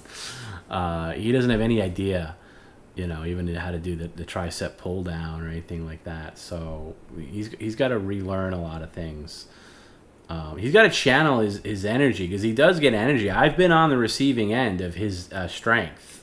He does have it when he needs it. Weekly weigh-ins on Wildcard Wednesday. I do like that. I do need... That's the one thing about that Wildcard Wednesday doesn't have. I need some kind of go-to segment on Wildcard Wednesday, because Friday has mailbag, Sunday has the subscriber phone calls, and Wednesday doesn't really have a go-to thing. And I have a list of ideas, but I haven't really. Nothing has really blown my mind. Yeah, let's ease up on the nasty food and let's lift the guy up and get help. Yeah, I'm cool with that, because I think, first of all, he's not forced to eat everything he gets. He takes a little sample bite and that's it, and maybe, maybe he will get offered to eat something. But yeah. You should, yeah. He's not the greatest at reviewing movies. I remember he reminds me of this kid that was in my fourth grade class, and the kid was kind of quiet, but I always thought he was smart until this one day where I realized this kid was a complete moron, and then I was annoyed with myself in fourth grade, thinking highly of this kid who I thought was smart. And this one day became a moron. And we had to do these book reports. You had to read a book, and then do a book report. Like anybody. It's a very basic, grade school level thing to do. And this kid basically transcribed the entire first chapter of remember it was a Mickey Mouse book. I think it was Mickey and the Beanstalk or something like that. And the kid was reading in his handwriting forever, and he was doing the whole he was giving dialogue, and then Mickey said, "Oh, I did," and it was going on and on and on and on, and it's the class. We started looking at each other in the class what the fuck? And then the teacher cut him off, and she's like, "Okay, well, let's wrap this up by saying if you want to know more, you have to read the rest of the book." And he was just dumbfounded that she cut him off, and he sat down and he was all proud of himself, and I was like, do you not know how to do a book report? You report on the book, and then you can kind of critique it in a way. But he just transcribed it. That's kind of Perry, and that reminds me of Perry, where he watches a movie and just tells you about the movie. He doesn't review it. He does in a way. He's like, this was awesome, that was awesome, but yeah, but that's what you're gonna get. That's what you're gonna get. Some are better than others. I think some of his from a couple of years ago, I had him do audio movie reviews just to get something going, something just something in the can. There was nothing going on at the time with him, so he would leave me voicemails of a movie he watched, and some of them were really good. Some of them went on a podcast, some of them didn't, but they're good. I've been meaning to compile all those and put them on Patreon, because some of them are actually very entertaining, especially I can't think of that. It's a smaller movie. He reviewed Parasite, the movie Parasite, and it was just, I remember it was being crazy. It made me laugh for whatever reason. I forget the ins and outs of it, but I got to go through those again. But yeah, getting back to what William said, you want to send a healthy food. Let's go for it. That'll be fun. You can have fun with healthy food. I'm cool with it. It's funny. I've been off all fast food, and again, I don't eat fast food every day. I like talking about fast food, but 2 Sundays ago, when I was at the apartment for I think maybe it's 3 Sundays ago, where I thought it was going to be the last stream there, and then it turned out not to be. And I think Cha Cha Lumpy sent me McDonald's and Taco Bell or something like that. And man, I just felt so fucking terrible the next day. I just, I was done. I was like, I'm taking a long break from fast food. I'm just not doing it. Although I'm tempted to try Wendy's breakfast again, but I don't really do breakfast. So, but yeah, no, I'm off all that shit for a while. I had pizza recently because that's what you do when you move into a new place. You have pizza. So I had that, but that's about it. That's the only, like, quote unquote bad thing I've had recently. Really bad thing. Workout Wednesday with overtly homosexual themes. I don't think that would work well. But cooking streams, I just don't think that's gonna work. Like, I think cooking works better as a prepackaged thing where it's like pre-recorded. I don't think it works as a live thing. But maybe it's its own thing. I don't know about Wednesdays, but yeah, Wednesday's like my one, because I eventually wanted to go to 2 days a week, but the fucking Twitch partnership doesn't like it when you do.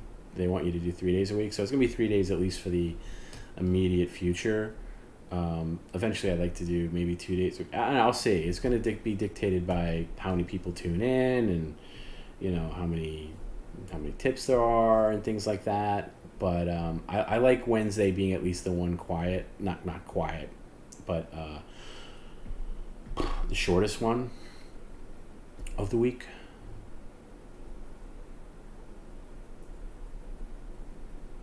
Cooking live where fans give suggestions and choose which ingredients to put in that. See, but then he's just gonna fight that, and then you're also talking over like appliances and stuff, and it's gonna be hard for him to hear comments, and there's a lot of logistical things with that. I don't know. I'm not completely opposed to it. I'd also like to do another mobile stream.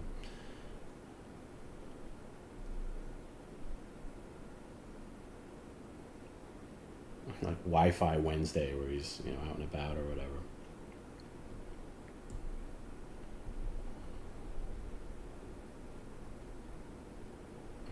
Any chance Russell Crowe calls into the stream? Yeah, maybe. He's very popular in Australia, so that could always be.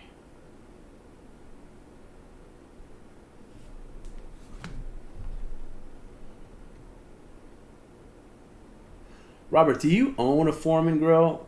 I don't think you do, but have you? I have never owned a George Foreman grill, and I would like to know, outside of the Perry aspect of it, are they practical and do you use them, and is it good? Like, I would never cook a hamburger on it or anything like that, but what's the difference between a Foreman grill and just like a panini press thing? Like, oh, you don't? Okay, I for some reason I thought you might have picked it up at Costco.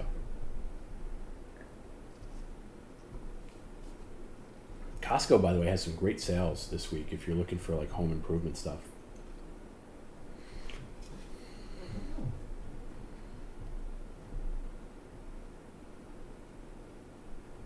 Perry can play some free games on his computer for Wednesdays if his computer can. Yeah, his computer can handle like basic shit like that.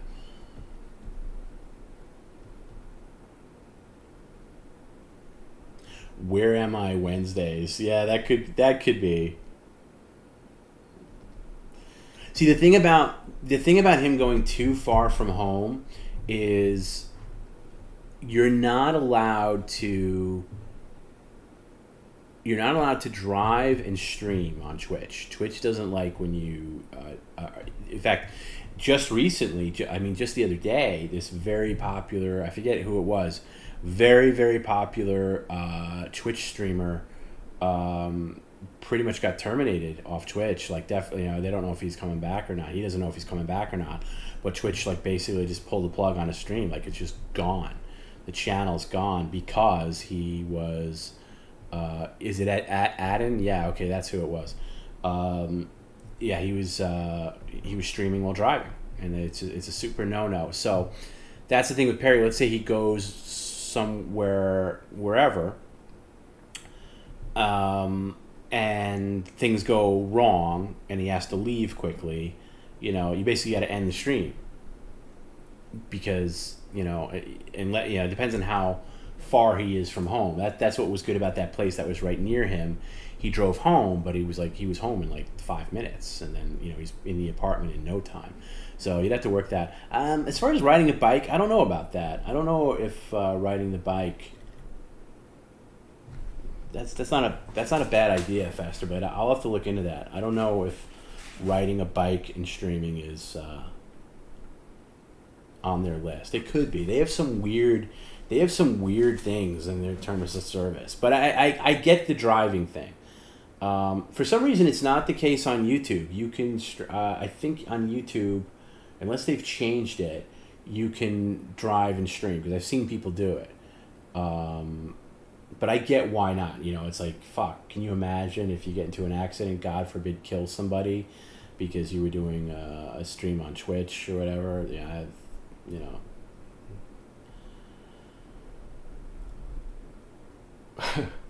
It would be hilarious if Perry would get nothing but potatoes delivered. He could be Mr. Potato Man.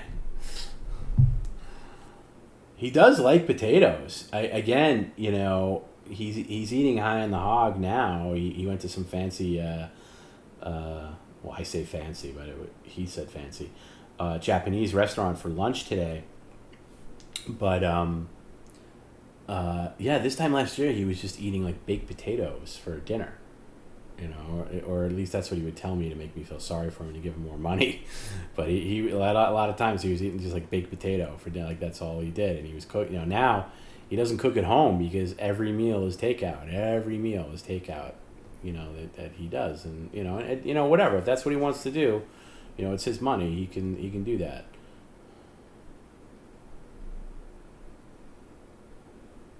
Bike stream from Perry's apartment in Sacramento. That could be funny. Yeah, I gotta think. There's gotta be something. And I gotta work out the details of like the bandwidth on when he goes remote like that, because it can get very pixelated. Even though I got him on a good plan where he gets like unlimited data, and all this, but still you're at the whims of cellular towers and his location and shit like that, or like I wouldn't even trust Wi-Fi. I really wouldn't. Like any business Wi-Fi would be garbage for the stream.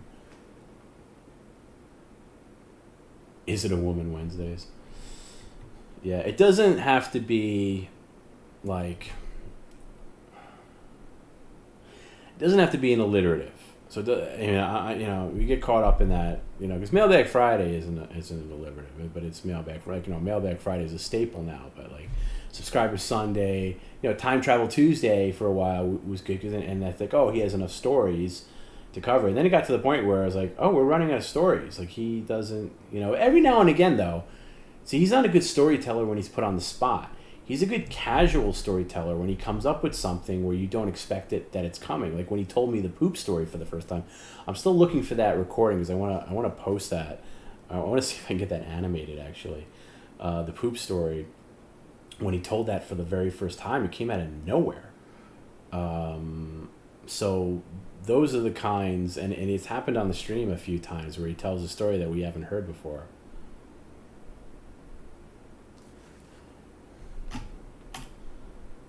Oh, thanks, Thistle Wiffle. Perry was acting like a total fucking turd tonight. TomB, you deserve a medal. Yeah, it was definitely rough in spurts, but yeah. There was a guy in here earlier who was on YouTube. I can't say I blame him. He might be a new fan or whatever. He was saying that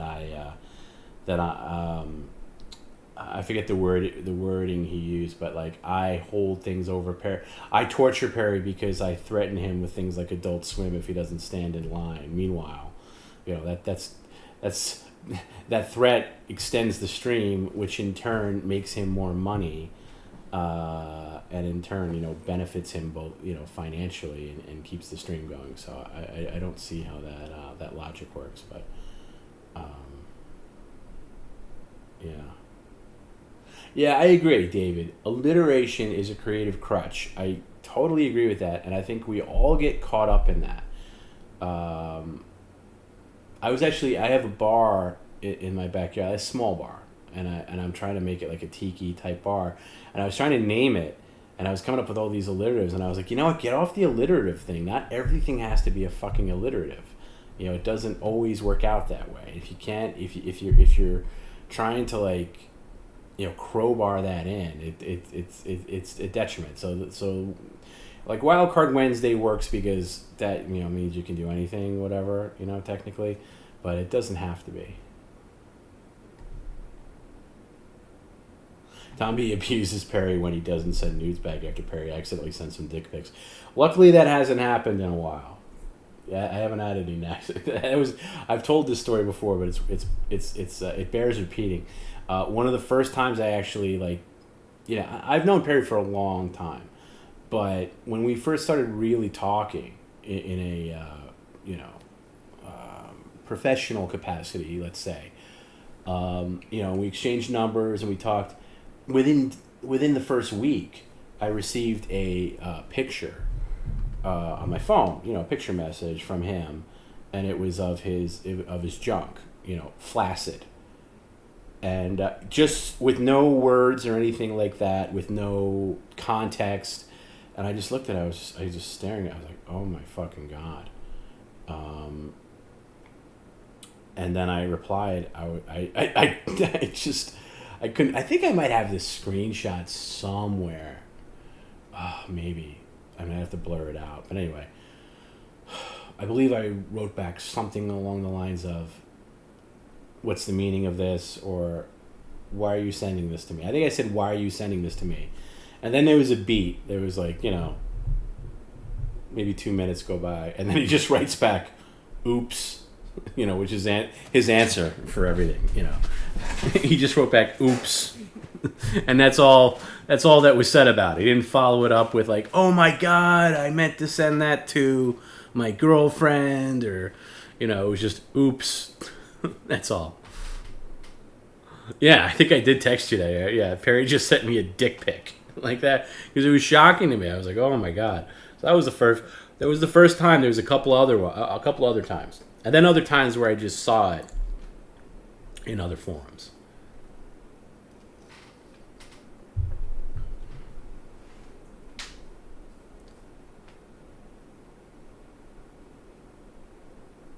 $6,000 calories Wednesday.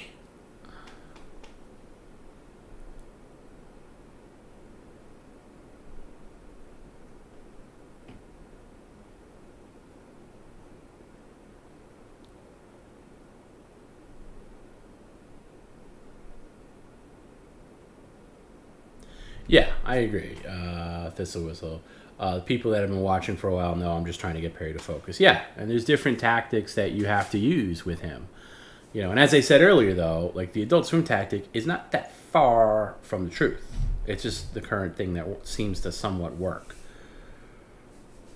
TomB, would you take offers? I think if you did a stream where you say lie to Perry every time he makes a claim of any kind would be funny, at least in short term. Yeah, maybe we'll look into that. Is Perry lactose intolerant? Yes, he is.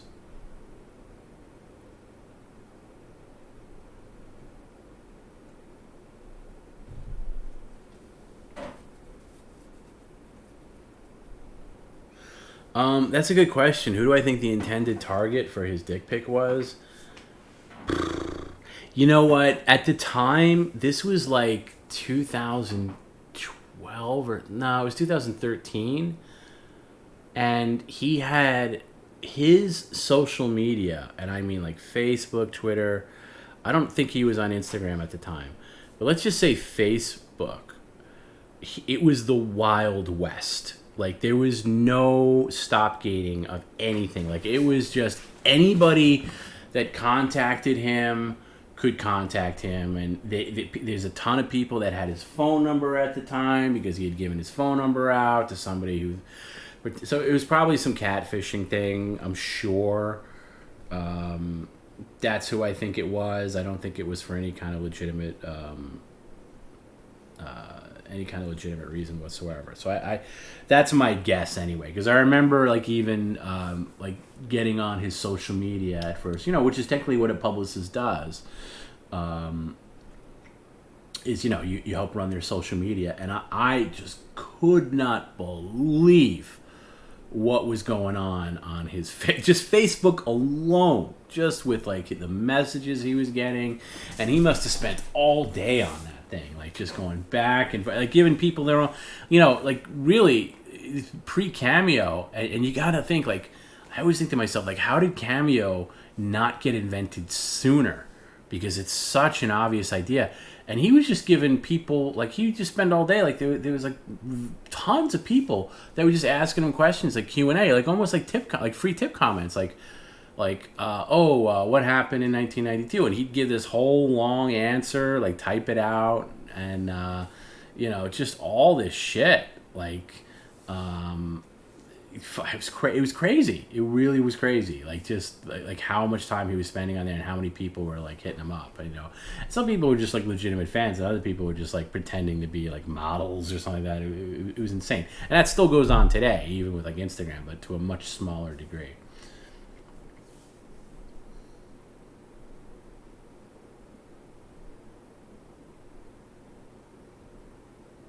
Yeah, he walked in on me in the bathroom. Just to even the score. That's true. I couldn't fucking believe that. That really took me by surprise.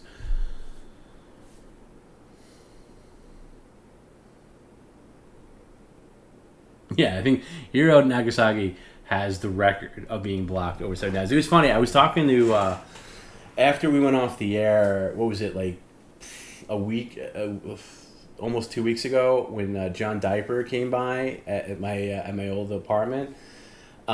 He was telling me, like, after we went off, like, how like, he is so insanely competitive with, like, even like Faster Blade, or like Bill Axe, or all these other dudes. Like, he wants these things, like the first badge on Twitch, all this shit. But he wants to be the most blocked. Like, I guess there was a contest of, like, whenever Perry says in the stream, you're blocked. Like, he would keep writing of that, and John Diaper might have been, like, at one time the most blocked guy, but nobody holds a candle to Hiro. Nobody holds a candle to how many times Perry has blocked one single person 70 times and he would always, and sometimes I would nudge Perry to unblock him or whatever, but like he'd sometimes unblock people on his own, and then like right back to the block, whatever. But yeah, that is a record nobody's beaten. Nobody's touching it. I mean, Ricky Horney might come close, but he has to wait a couple of years. But yeah, I thought it was funny, like how competitive John was about that stuff. Do I watch Red Letter Media? Yeah, I do. Not all of it. There's some segments they do.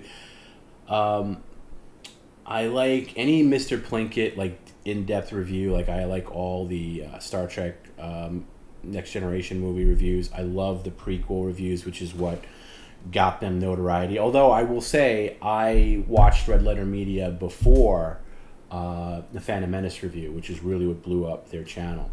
I first found out about it when they put up their Generations review. God, that had to be... That's a long time ago now. I don't remember when that came out. I want to say like 11, 12 years ago maybe. But yeah, I like Red Letter Media a lot. I like Half in the Bag, although I haven't seen it lately because there's just been no movies worth reviewing. I like when they do the reviews, like when they look back at a movie, like that's very good. I really like that.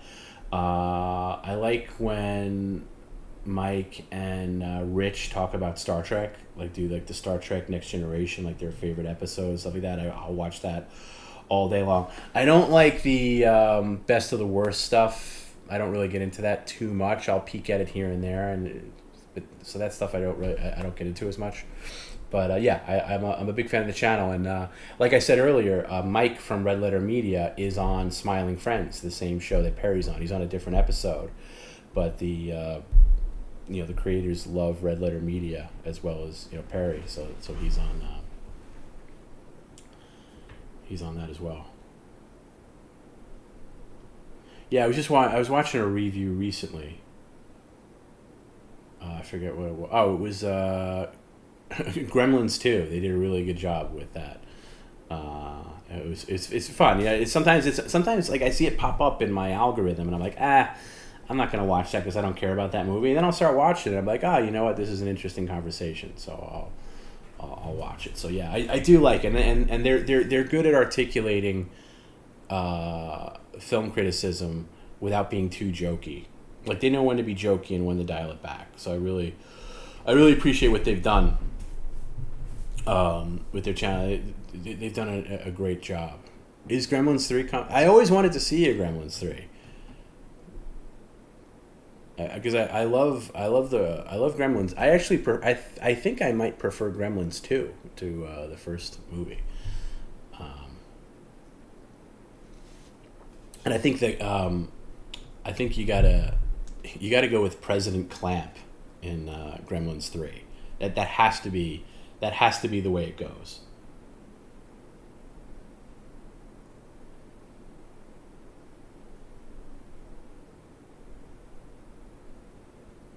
I think there's a lot of good stuff there.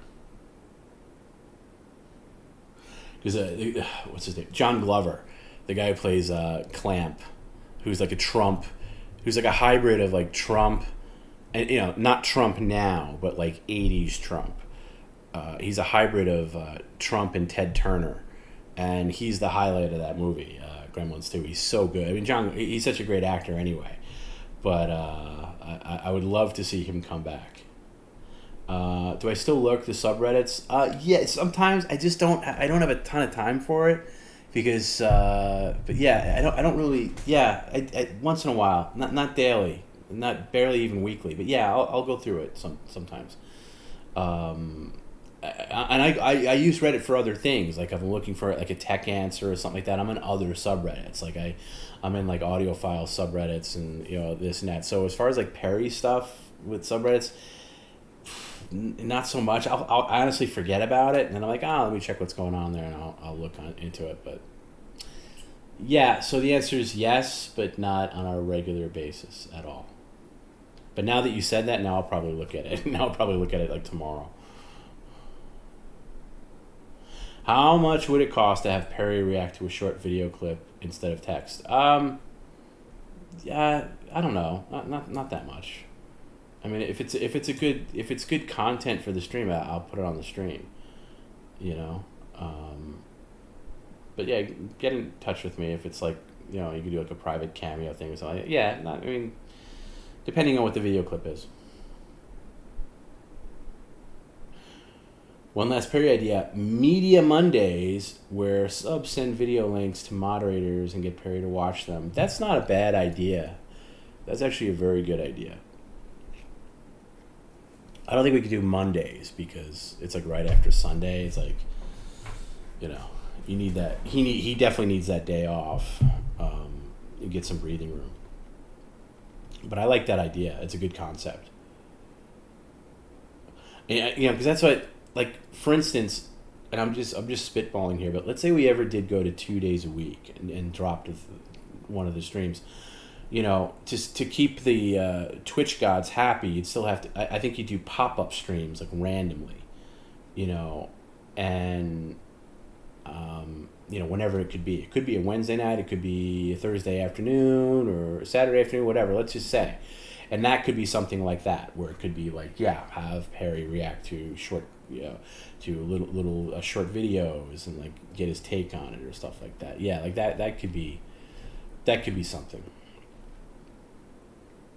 Can't say no to offers Wednesday. Yeah, good luck with that. We had a whole talk today too. Again, today was a very heavy Perry day.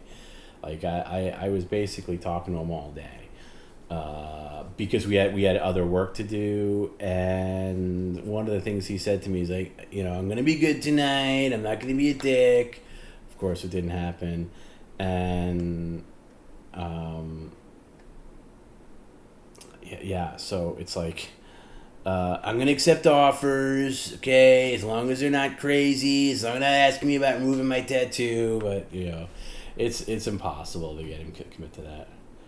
Friday's a great time here in Australia. It starts at 11 a.m. Yeah, I thought about it because I was thinking about Australia, like having because I know Subscriber Sunday doesn't necessarily work out for Australia, but I was thinking like, oh, we got to do something in Australia, and then I realized, oh yeah, Friday is actually the perfect time for Australia, because you catch it like right at,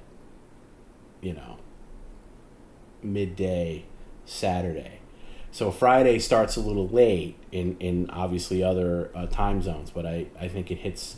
I think it's a good thing to hit Australia just right, because we do have a ton of people from Australia, and that's just not just the people who are vocal, like the people, obviously we know a lot of the Australian fans are, but when I look at the analytics of like where the people are coming from, like where, obviously the strongest demographic is North America, but Australia is a solid number two. So it's I mean, it really is. I mean, I have to say, let's just say, the streams become really popular to the point where it becomes a really big deal or whatever. Let's say he blows up. Let's say the Adult Swim thing airs, and a lot of things blow the right way, and he gets a ton of new fans, whatever. I think Australia has to be a Perry Caravello live event location somewhere, wherever, somewhere in Australia. It has to be. Like a destination thing, because you're going to fill the room with the amount of people. Yeah, so I would love that. Vegas will come first, but then maybe if there's a second one down the line, and again, a lot of things have to blow the right way for that to even happen. But I would love for it to be Australia. I've never been. I've always wanted to go. It's just that flight. The flight time frightens me.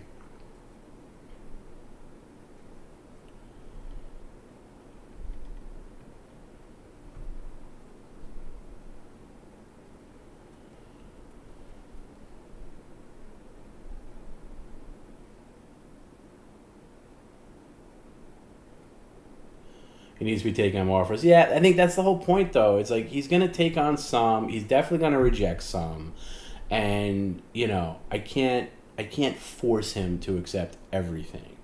I think I can talk logically into get him most. So we'll see. And as far as this not lasting forever, it could last for a while if he plays it right, and if things break the right way. But obviously, yeah, it's not going to go on indefinitely. But what does?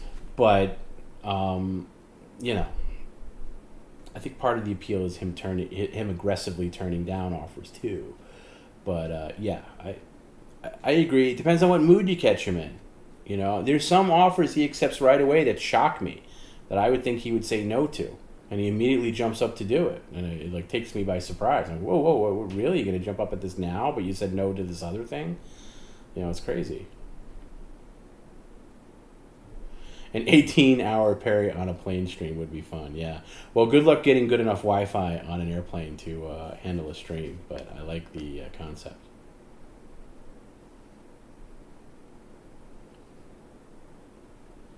Yeah, I do have the veto power. The problem with the veto power is Perry forgets that I have veto power, one, and, he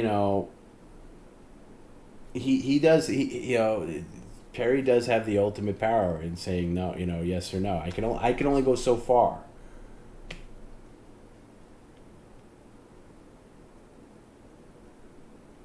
Yeah, that's the whole thing about Perry. Get Matt says, it blows my mind where he would only make, where he would make 3 times the money of the thing he might break, like the microwave, like a paper shot. I mean, yeah, he just doesn't put that together. He doesn't put that together, which makes him fascinating. Yeah, he might need another reminder call from Mark. And if I need to, I can easily hit up Mark. Like, I just send him a quick email, like, hey, Mark, can you give Perry a quick call and just tell him, he was a bit of a jerk on the stream. And can you call him and kind of, remind him that this is a good thing for him, and not to, maybe not to threaten to kill Tom on your stream would be good. But yeah, so if that's always a card I can play. but all these things work for a certain amount of time until he gets triggered enough, and then once he gets, it's like the Incredible Hulk.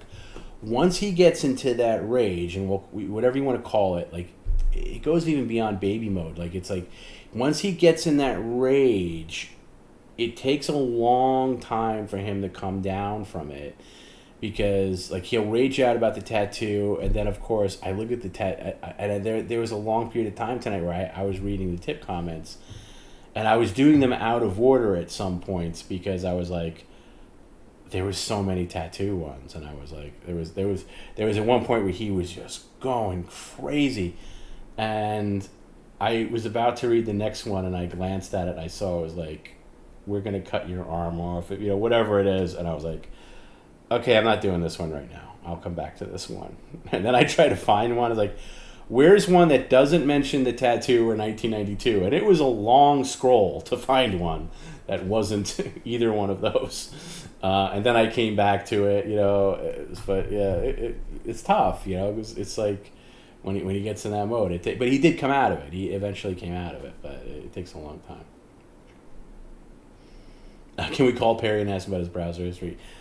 Probably not. I think I'm going to be getting a call from Perry as soon as he wakes up. So I'm dreading that. I already turned my ringer off, so I'm not tempted to answer. Because I've said this before, but I make that mistake where Perry calls me like the morning after a stream, whatever, and he starts screaming at me like, "Oh shit, fuck! I should have let this go to voicemail, because it would have been a great voicemail." So now I know for sure. I always let it go to voicemail. And sometimes it's nothing. Sometimes it's just whatever. Hitting the sheets, but love you, TomB. Thanks for doing the Lord Dog's work. Thank you, 5neck, 5hack. Sweet dreams. Oh, the story behind the tipster I had banned tonight? Yeah, I'll tell you. And I'm sure they might file a chargeback. Somebody filed a chargeback. I saw it was like, and they reported to PayPal. They're like, I paid for the TTS lady to read my tip, but some guy read it instead. It's like, well, I'll let it go, but it's like you're not guaranteed. It doesn't say that you're guaranteed to have TTS do the tip. It's going to be whatever, especially if it crashes and I have to read it or whatever. I'm looking through them now. Okay, well, it was the F word was used twice, and I don't mean fuck. I mean the other hate F word. So it was F word _CEO, right? And it says, this is the comment, on behalf of the fat, angry, and gay society of the United States, I'd like to welcome you, Perry, to our ranks. You're truly a fine F word, capital F, and then period, blah, example. So you're truly a fine F word example. So used multiple times, and just the way he was tonight, I did not want to even go near that. So and also I don't like when somebody tries to circumvent, whatever. Obviously, it's a block term on any stream, but yeah, I'm not. There's very few times. I haven't done it in a long time. I haven't blocked a comment in a long time, and that could have gone really bad if that comes up, especially because and then also I don't even know how it got through Streamlabs, because Streamlabs is supposed to have that blocked, but because it didn't come up blocked, but. Yeah, it's just pushing the envelope a little too far. It's really trying to, especially when he's in that rage mode, to have something like that come up, and then he says the wrong word, and then he can get in trouble or whatever. So yeah, and it's funny. It was actually, I was thankful that the stream went down in a way, because when it came back up, that was one of the ones that I lost in the regular feed of like Streamlabs that couldn't be played by TTS anymore because it was lost, so I had to read it. So when I saw that on there, it was like one of the first ones, and I was like, ooh, well, that was good, because I probably would have, I probably would have skipped it, because I probably would have saw it come up, because I could see I could see all the tip comments before they're played. Most of them, and I usually glance at them before they're played, and if there's something really offensive,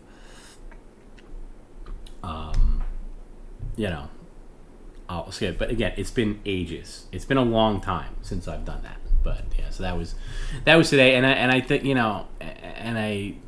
I went the extra mile to ban the person from tipping again, but I will say if that person reaches out to me, or reaches out to one of the moderators or somebody associated with the channel and just says, "Oh, sorry, I thought it would be funny. I didn't know."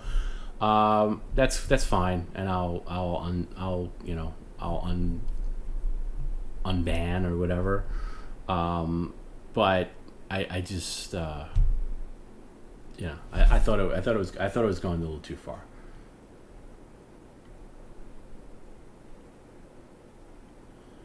Yeah, Mumbles, I agree with that. Someone said earlier that the tattoo is currently more triggering than 92. Way more triggering. The tattoo is the top of the list. There's nothing more triggering than a tattoo. That is top of the list, to the point where I think at least for me, it's getting a little exhausting. 'Cause it's almost taking the fun out of it. But maybe you guys disagree. But I was like, oh. But yeah, I agree.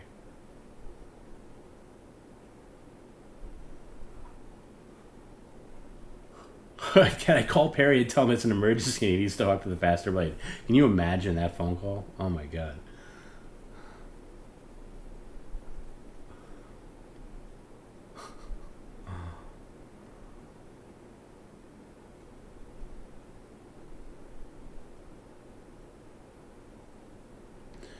FYI, Qantas won't allow Perry on an LAX to Sydney flight. His in-flight shits would be more devastating to Hawaii than Pearl Harbor. That's not far off from the truth. Oh my god, I didn't even think of that. Like a long flight with him using that. I gotta use the toilet. Sorry, sir. The fasten seatbelts on. You can't. I gotta shit. You want me to shit my fucking pants? Get out of my way. Have I ever thought of streaming on a free speech platform like Odyssey? No onerous TOS. We have backup plans if this ever goes away for whatever reason. Hopefully that's not the case. Because one of the things I really like about having a partnership with Twitch, and hopefully we get it, is you get direct access to Twitch people, support, that would be on your team. Who would be more understanding about things, if things go awry. So there's that. But yeah, I mean, look, maybe, but for now, Twitch is where that. It's like when they come up with other platforms for like Twitter, even they don't really even exist anymore. But it's like, oh, here's the free speech Twitch. But when you look at, Twitter. But when you look at it, it's all the same people in the same echo chamber. I don't know if that's the case with Odyssey. I don't. But I know Twitch is very aggressive in adhering to their stuff. And if you don't, you're gone. So I do keep that in mind. Like somebody said to me, I might have mentioned this, like wrote me a comment. I don't know if it was a message or it was a comment somewhere. I don't remember, but it was like, Tom, you're getting way too PC. It's not. You're way too PC, and you're taking away from the fun of Perry or something along those lines. And I'm like, man, it's like you don't get it. I am so not PC, but when you're on these platforms, you do have to adhere to their bullshit. Unfortunately. And also you're dealing with Perry. So how much do you want to foster certain negative elements of him that would really be pushing the envelope? So it's not. I'm not PC. It's like it's not me policing it from my own sensibilities. I gotta think like somebody from Twitch would think.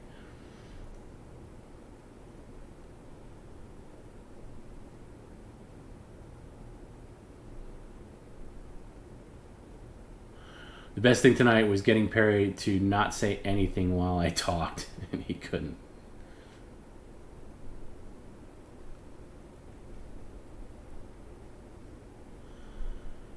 Can I drug Perry like Hannibal did to Mr. T and remove the tattoo? Yeah. Maybe. I ain't getting on no plane, Hannibal.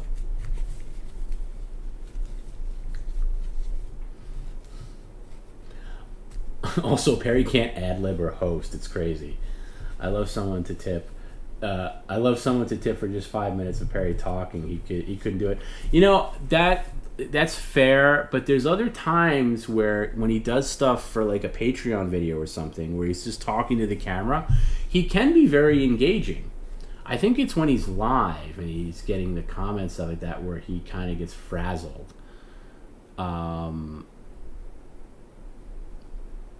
That's, I think that's where he gets hung up. But there's other times that he's gotten a lot better at being engaging with the camera, but more when he's just one-on-one with the camera, not when there's a whole bunch of people watching at once and, you're getting all this participation.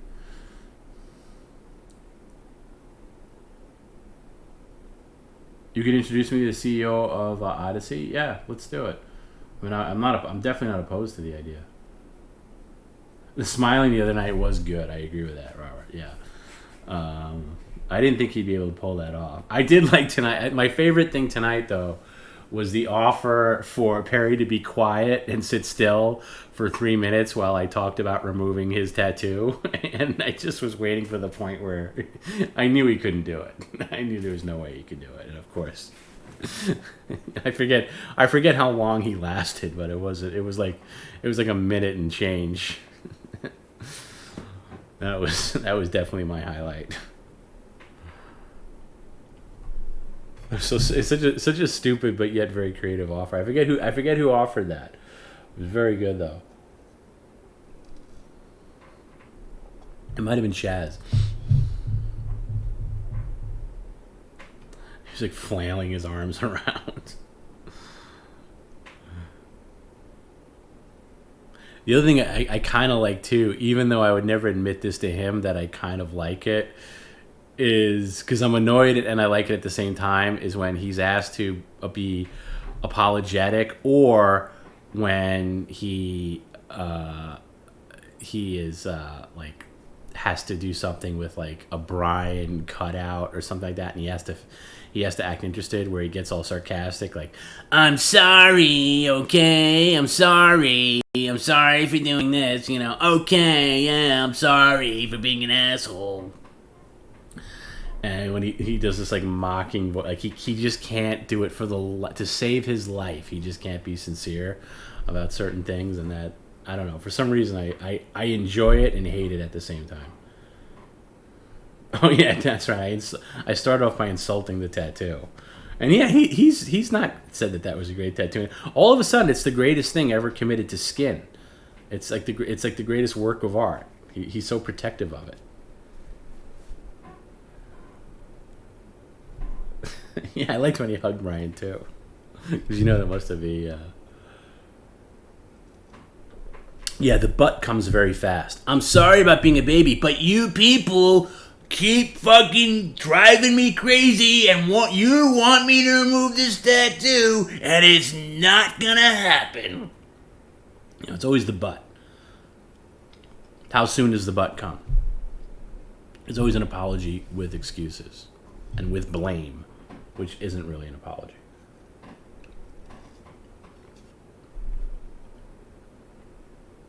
Yeah.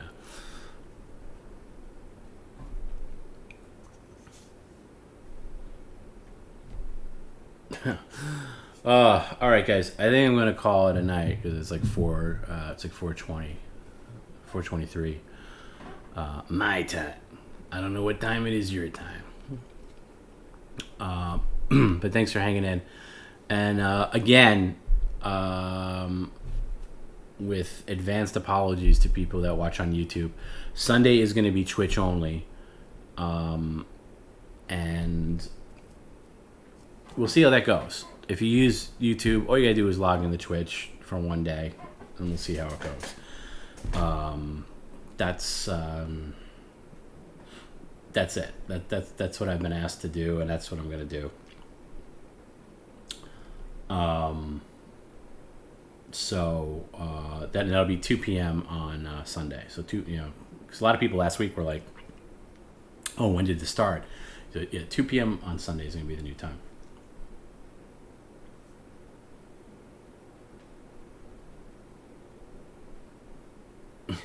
How about remove snowboarder and add TomB? Yeah, you know what? That would be more appropriate than snowboarder. We literally can't get enough of Perry literally getting hopping mad. Yeah, he was jumping up and down today for sure. He was like doing that whole thing by the couch where he jumps up and down and starts grabbing his chest because his heart's beating so fast or whatever. But yeah. Oh, favorite Richard Donner film is easily Superman the movie. Superman, by far. Not even a contest. Richard Donner passed away this week. Really huge loss. I agree with you. Maverick's underrated. It's a good film. Lethal Weapon, the first Lethal Weapon, would be up there. The Omen is a great film. Yeah, he did a lot of great TV directing too. There's a lot of great stories that came out about him this week.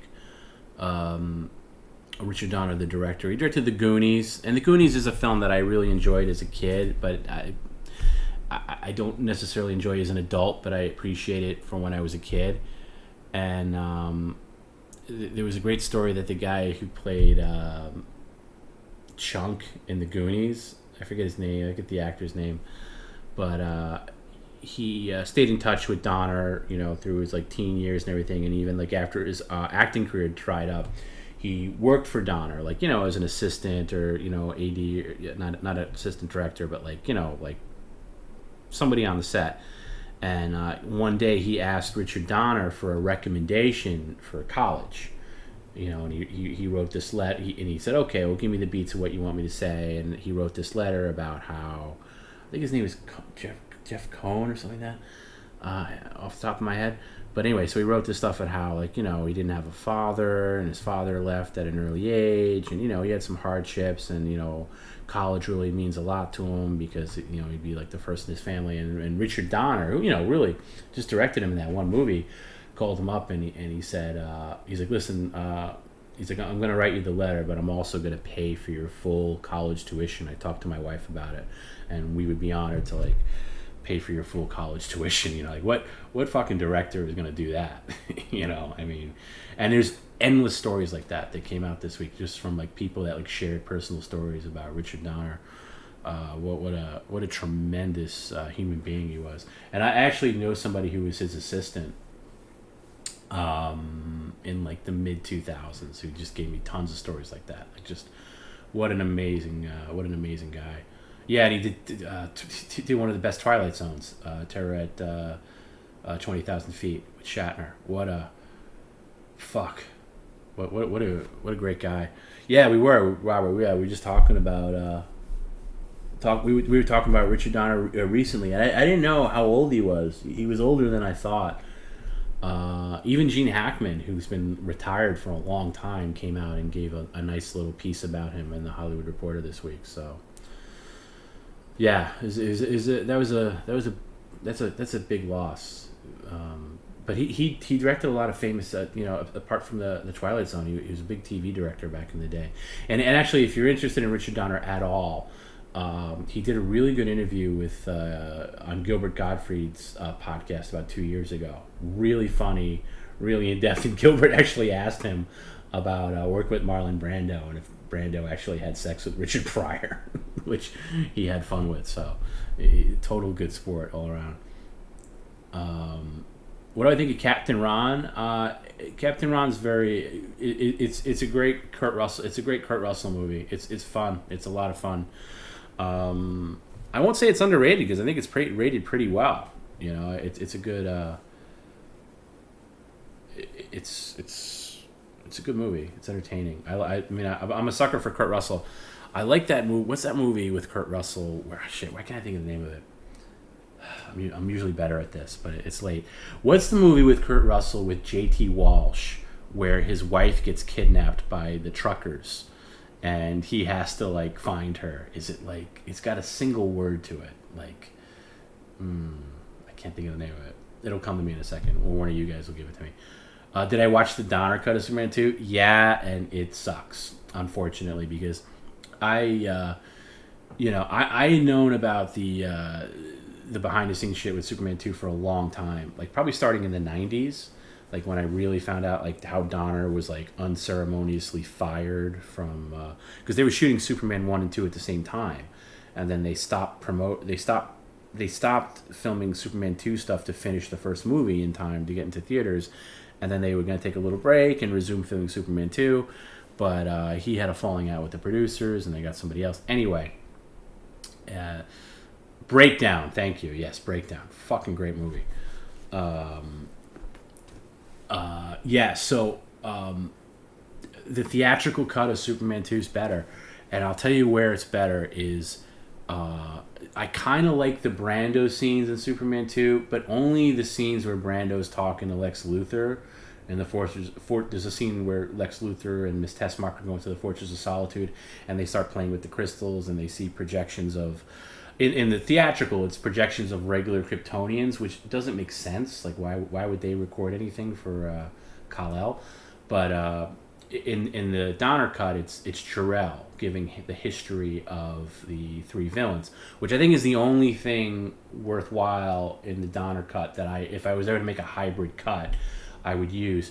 But the scene that I always saw still images of when I was a kid, not a kid, but like, in the 90s, I guess, where like I would see still images online of like, oh, here's a scene of Christopher Reeve and Brando when Clark Kent goes back to the Fortress of Solitude towards the end of the movie, when he's given up his powers and he's desperate to get them back because the three villains have taken over, and Jor-El is the one to give him his powers back.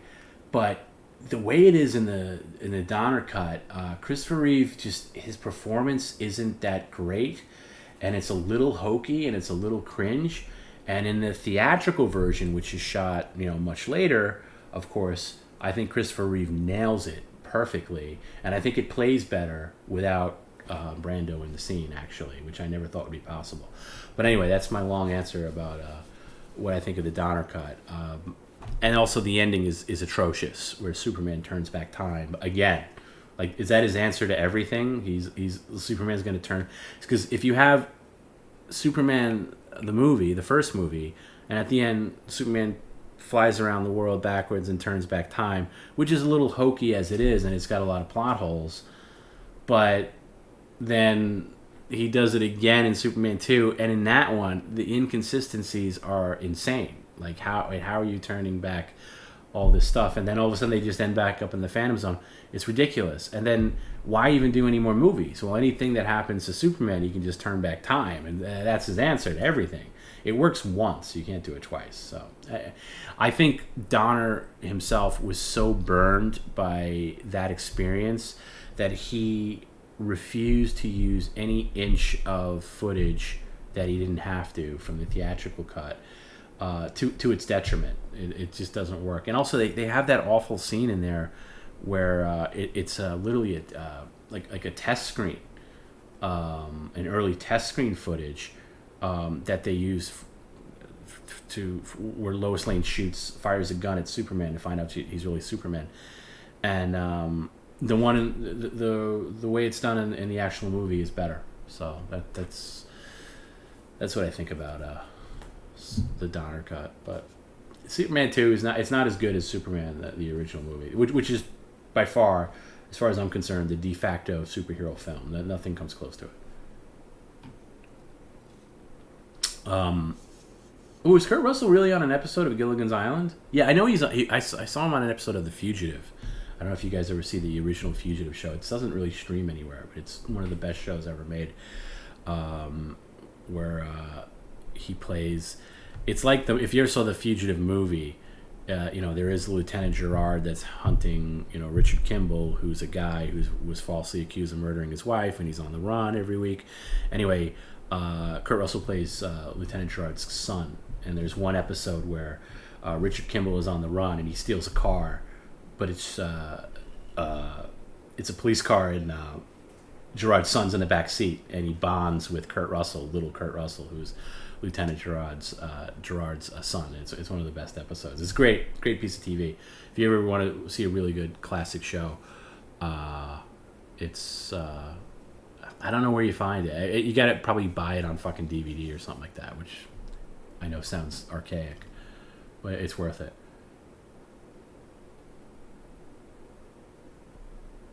Oh, I think I've seen that episode of Jungle Boy. You know what's funny about Gilligan's Island? My mother went to see a live taping of Gilligan's Island because it was filmed in front of a part of it was filmed in front of a studio audience, and she saw. And I know the episode that she, like whenever the episode would rerun, she's like, "Oh yeah, this is the one this is the one I went to."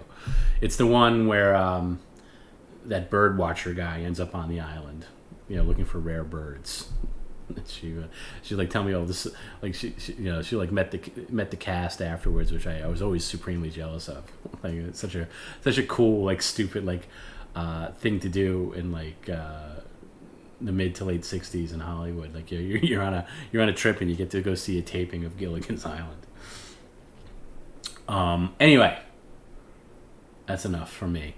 I'm gonna go to bed, and thanks guys for hanging out, and thanks for sticking with all the technical snafus. I'll get those ironed out. I know I say that every Friday, and every Friday they return. I know Sunday's going to be fine, and then next Friday it'll be a whole other kettle of fish. But anyway, we'll see you Sunday at 2. It's again Twitch only, so YouTube people just sign up for a Twitch account for this one day, please.